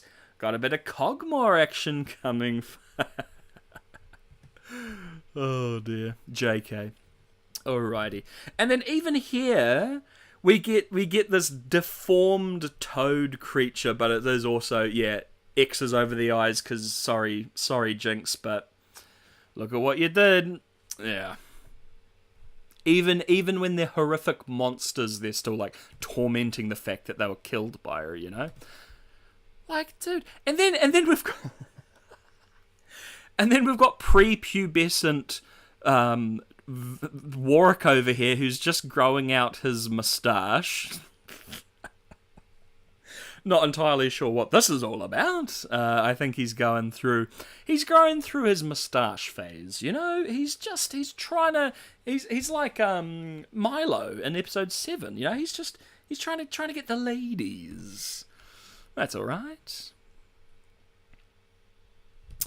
And here, so interesting, right? Because if I remember correctly, I might be wrong, this, I feel, is more impactful to me if you have this impact shot here on Milo, right? Because that would be where the pole impales him. And like, doesn't Clagger, like, just get knocked out? Am I a little bit wrong with that? Maybe he does get hit with something. But again, it's just one of those things where it's like, this here would be great right here, right? Just in the fact that Jinx is also seeing the damage, the injury, right?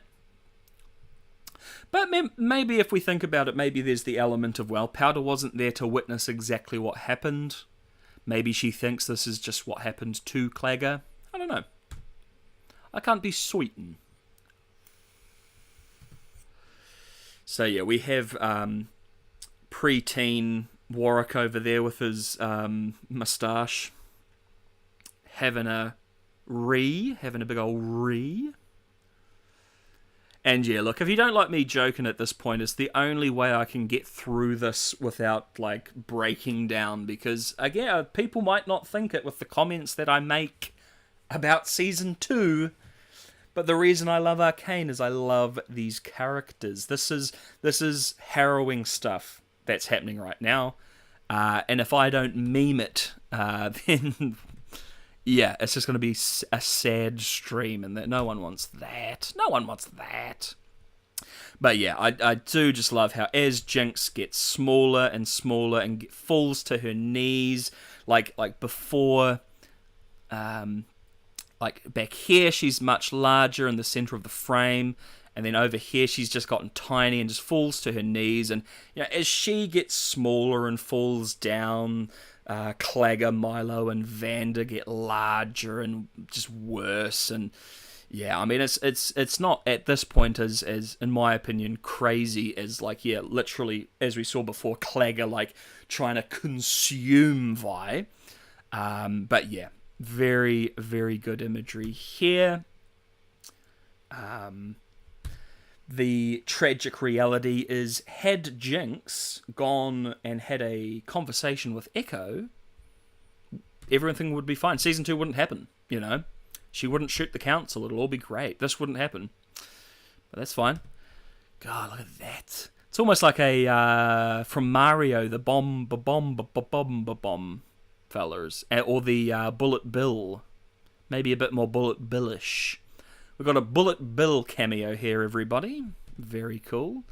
And God, look at, he's turning into Twitch, bro. Look at this fella. Vander, my boy, you've gone from Warwick to a T-Rex to Twitch. We got Cogmore, we got Bullet Bill. God, we got so many things. We got so many... Oh. So this, I'll try and find it for you. So just look at old Vander Warwick here. I'll see how much it matches up. I'm not sure if it really does, but if we jump back to here, is it this one? Where is he? Where are ya? There we are. Close. Okay, because yeah, the other one's more like covering its eyes. I was just going to try and see if this is like a mirrored shot. Just similar. Yeah, because yeah, this one's more covering his eyes than that. Close, but no cigar, as the kids say in 1928. Cool. So let's jump back to here and keep on going through. God, and yeah, Milo is often this long, slender, horrible thing. Look at that. Yeah, so I think we've got Warwick, and then we've got Cogmore, and over here we've got Fiddlesticks, guys. So we've got foreshadowing for next season. Oh dear.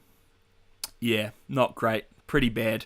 And yeah, if you've seen the video I made, of course, that I'm going through here, I made sure to have some very sad, emotional music going so I could play with all of your feelings.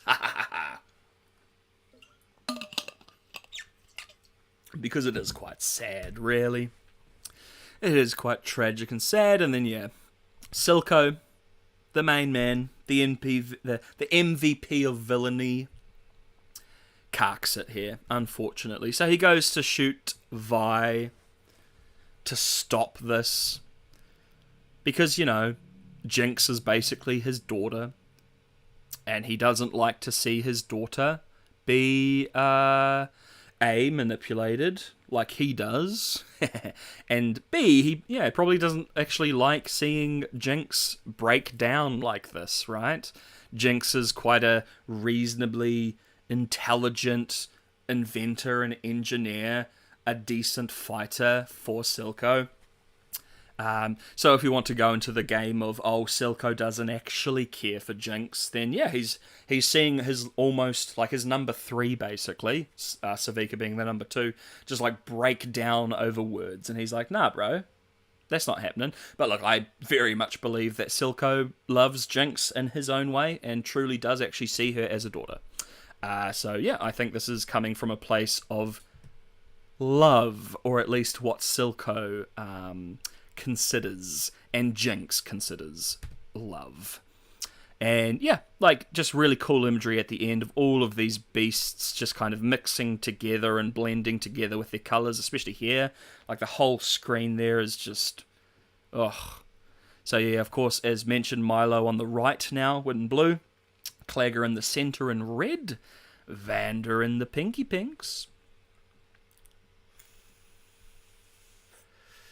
And Jinx hears the tick of her gun. With her super speed, I would assume, zips up, grabs her Gatling gun, and unfortunately blats my boy Silco. So, Jinx is about to blast her rocket into the council, which is the last of her major crimes in Season 1. The murder of Silco was a crime of passion, One could say she was in the midst of a mental breakdown. Silco isn't a nice guy or a good guy, so people are very, very forgiving of that. But still another etch in the kills. And now we have something, very bad indeed. So Jinx fires her rocket. We have this gorgeous impact frame of the blast as it, I believe, sinks back, here into this, like, energy lines. Like, you see this in a lot of impact frames with anime when there's like this huge amount of energy coming where all of the line work just blasts away like that. It's very cool. Let's just look at the facts here. The council is currently voting to give Zorn independence, and they are about to receive independence from the Piltover Council, and Jinx kills half of them. Right, and let's not forget that this is probably the most lucid Jinx has been in the season. Even when she was a child, we saw that there were some issues. You are a young child, and you see the bodies of your parents, and then you are adopted, and you grow up in the lanes. Like, her whole life is going to be a mess, for lack of a better term. Here, however, this is, in my opinion, the show's clearly showing her lucidity. She chooses the Jinx chair. She sits down, she gets up, and she fires a rocket at the council. Yeah. So, pretty rough. Pretty bad, yeah. But we'll go through here, because obviously we've got Caitlyn's mum is up there. Not great. So here we see they're voting, and then we get these quick impact frames that are. I really do like these style of impact frame as well, where you've got the 3D model, and look, it might very just be this lighting effect that they put on top of the 3D model, or if it is this, which I quite like, it's the 3D model, and much like with Heimerdinger in Season 2, you have like the drawn elements around the 3D model. Quite like that, and we get quite a few of them here. From here, and then we've got the full impact here. Again, when you're watching this in motion, it's just flashing lights, much like you just saw for half a second there. Sorry if you've got, flashing lights warning, folks. But yeah, a couple really great little frames here as well. Very cool. And we move into Jinx actually firing that blast. Which I just slowed down because I think we've got one frame. Yeah, just this one here. And it's just, I really like the idea of having, I could be wrong, as I said, it could just be a lighting effect, but I do like the idea of having your 3D model and then parts of that 3D frame are lit out and drawn. Very cool.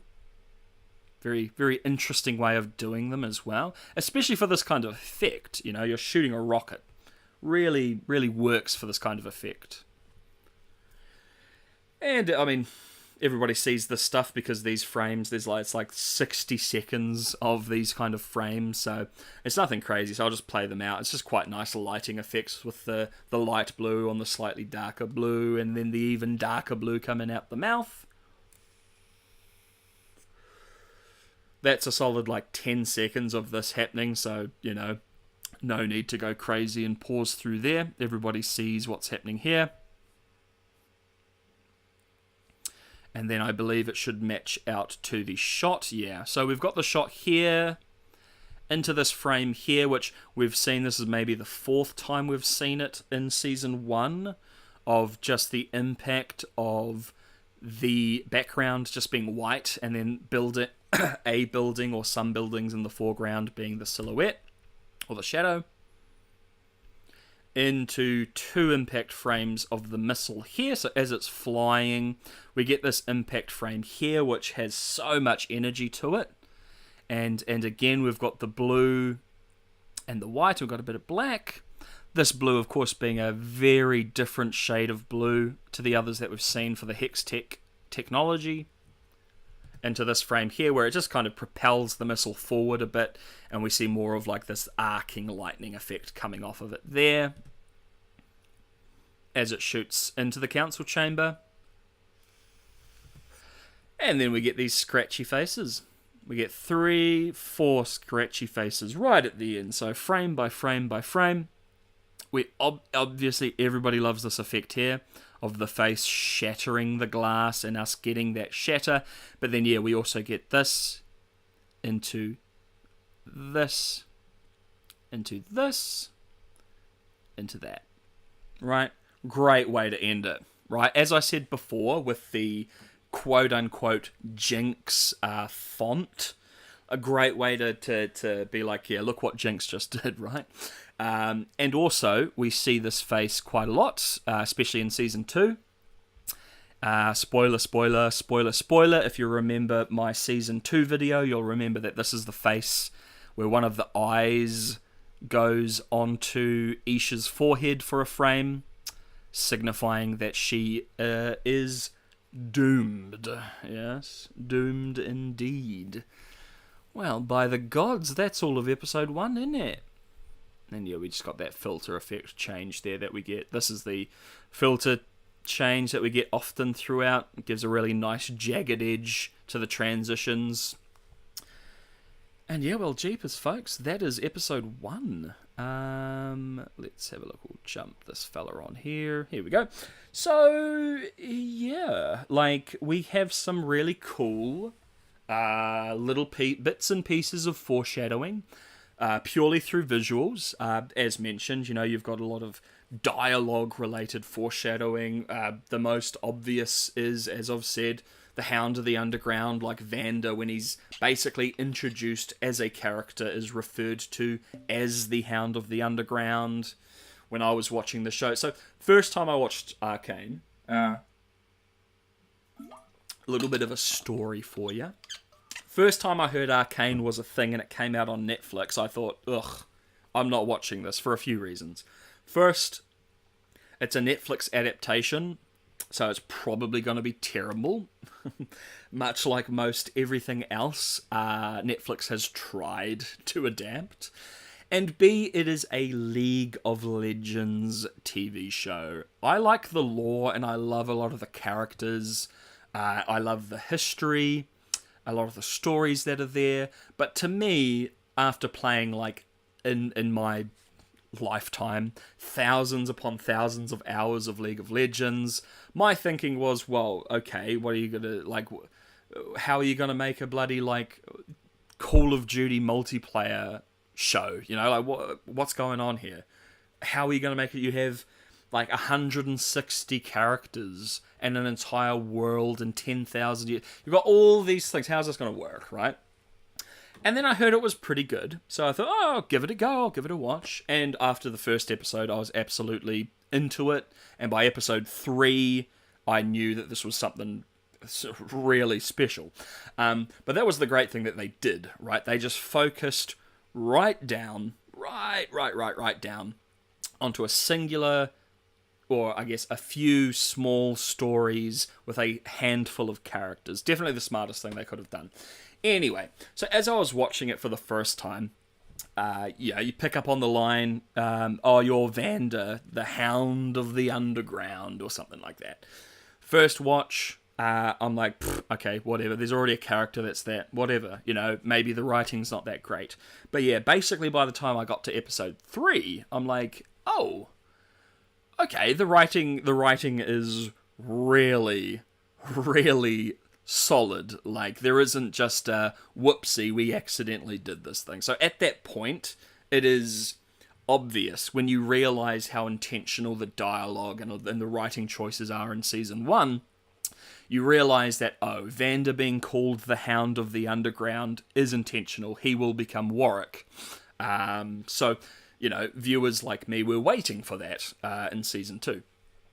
But yeah, a lot of the little visual pieces that you've got throughout season 1, as I've pointed out, you've got the biggest visual of the Death and Magician cards for Victor, showing what he's going to become, showing his journey, death, and then the transformation into the Magician, or also foreshadowing him being the Wizard.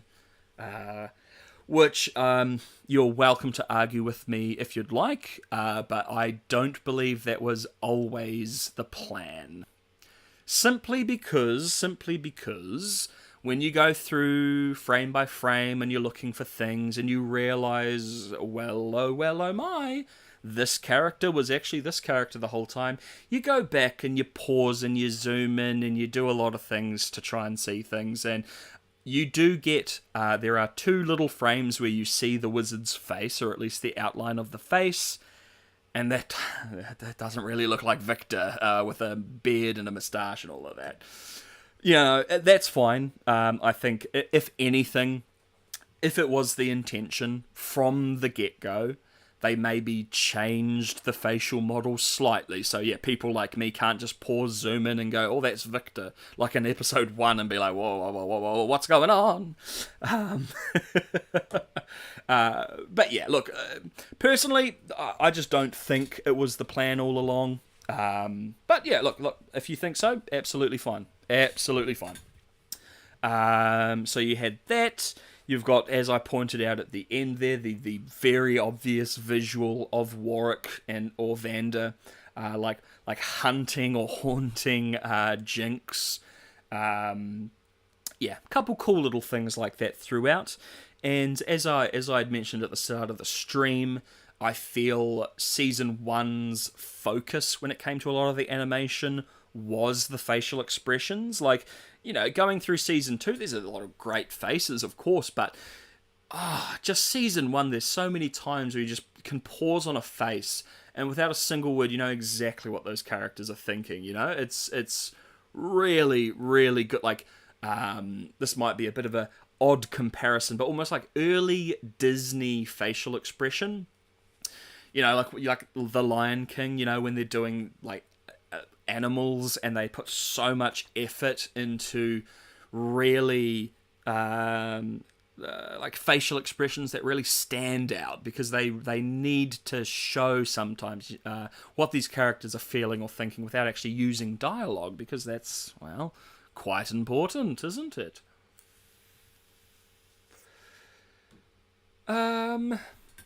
Now, aside from that, I guess, what else could we have a little chitty chat about? I guess we could have a little chat about what might be happening moving forward.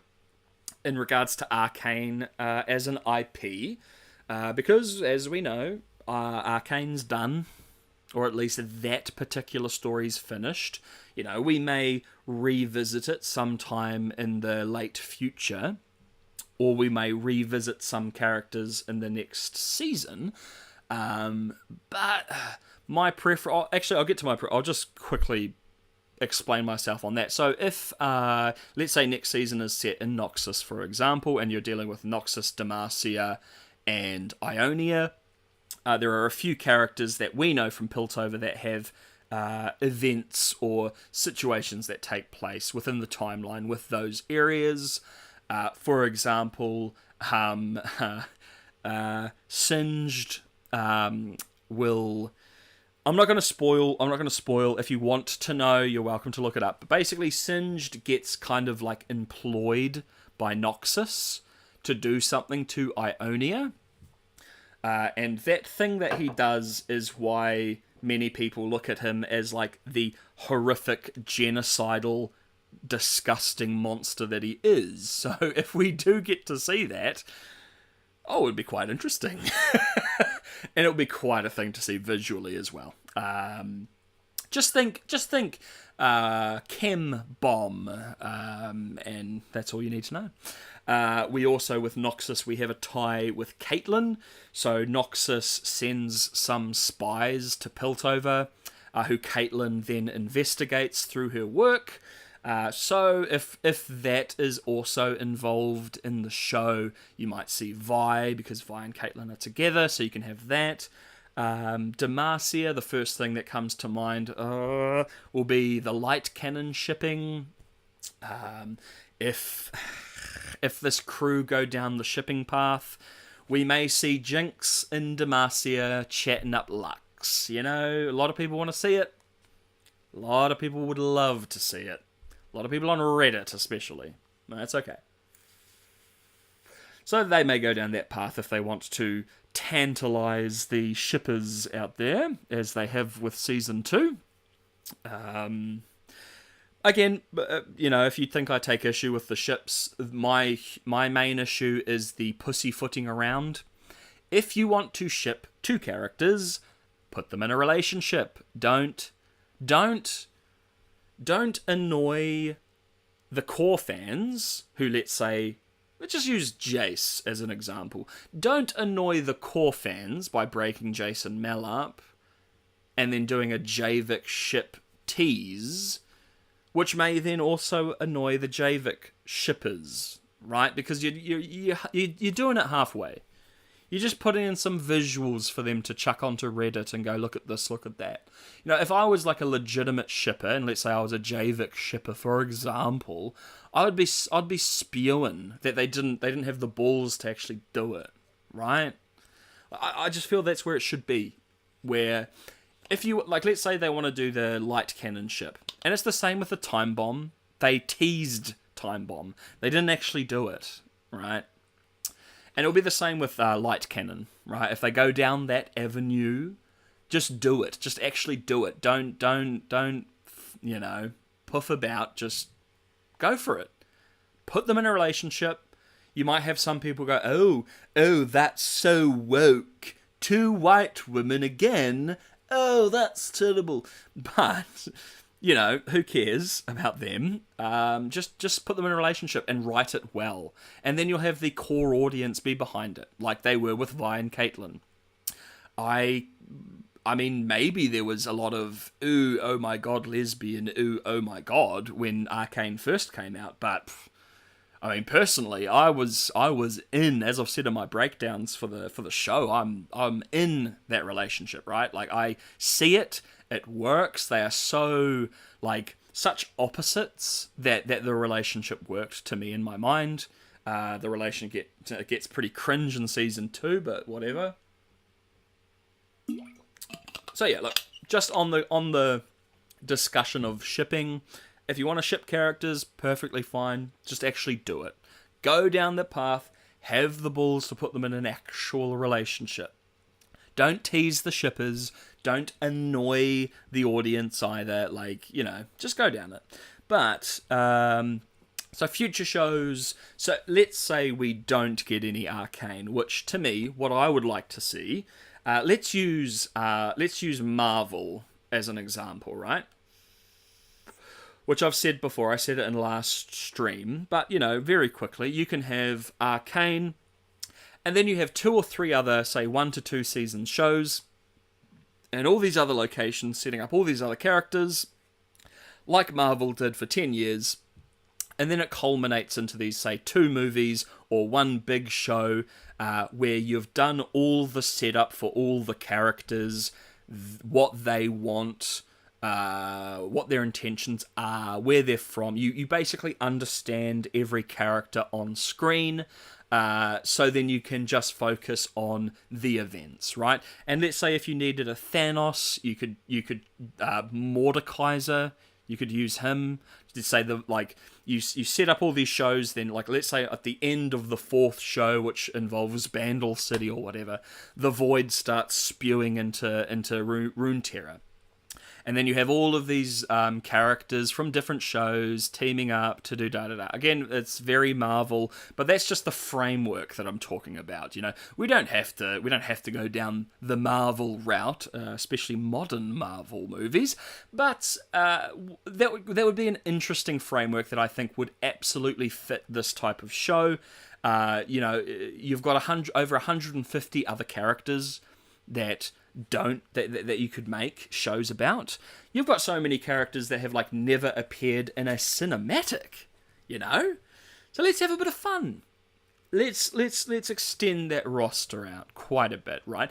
And if next show involves these 3 locations, pretty major locations as well, Demacia, Noxus, and Ionia, then you've got a lot of very cool, very interesting characters. If you want to go down the line of tragedy, you could turn Darius, and I know this is going to sound crazy, but you could turn Darius into quite a tragic figure with what happens to him. Spoilers. He goes to the Freljord to take it over, and during that his son is killed, and then he goes home, and basically after a little bit of time his wife has been swept up in a horrible event, and she starts downplaying and kind of shit talking to Noxus, and then their daughter kills her in front of Darius, right? Darius is not a good guy. I think everybody who's played League and knows the basics about Noxus knows that, right? But that would be quite a thing to show your not so nice character go through, right? As I said in another video, you've got a lot of setup there between Garen and Darius as well, because you're showing off Demacia. But I think the few events that we would see if you've got those 3 shows together, you'll see the conflict between Noxus, Demacia, and Ionia. So Noxus basically super expansionist. They basically waltz into places and take it over. They have a really crazy strong army, except for Demacia and Ionia can kind of stand up against them. Demacia especially. Demacia stood up against the mages because they're magic trees. But anyway, they know how to protect their home, basically. But if we're stringing those 3 locations together, my initial thoughts are spoiler. We set it with, is it King Jarvan the Third? I might be getting me numbers wrong. If I am, my apologies. But we'll have Demacia with King Jarvan, I think, the Third. And then we'll get Caitlyn go and do the assassination storyline. And then her father. And then that'll be a way to both introduce Jarvan 4. Swain, that'll be a cool way to show Swain off, you have him kind of giving orders in the darkness in the background or something, and then this event happens with Caitlyn and her father, and that's when we finally get to see Swain as he is, kind of thing, before he becomes handy.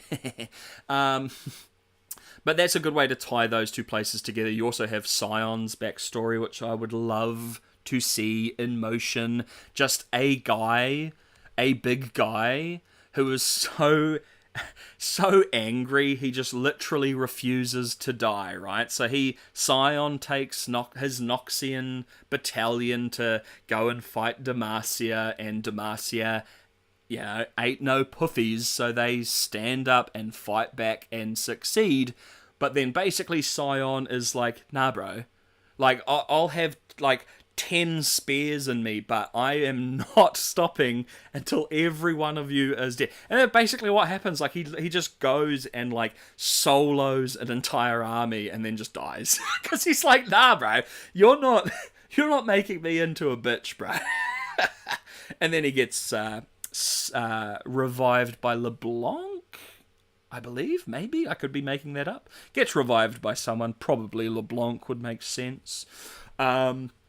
And then also we've got Ionia in there. Like, we know, I believe, if I'm remembering correct, we have a character from Ionia who has a fun little run-in with Swain, which would probably be important to his character if we showed that off as well. So we've got a lot of ties between those three shows, right? Lots to do. And I'm slightly hesitant with the announcement. Again, they just said they're exploring them, so, that's not confirmation that the 3 locations are being involved. But yeah, I felt it was perfect with Arcane, having, you got a handful of characters from Piltover, a handful of characters from Zorn. Easy peasy. You can follow that along, no troubles. But if we introduce all these other places, that's a lot of characters to go through. There's also a bit of discussion online about people thinking that maybe Bilgewater would be a better new show. Just Bilgewater. Which, yeah, could be. Could be. Cool stories there. Also, I know it's gotten a lot of attention, especially recently. But I'll tell you what, if Fortiche wanted to do a full season on the Blessed Isles becoming the Shadow Isles, man, what a finale that would be, right?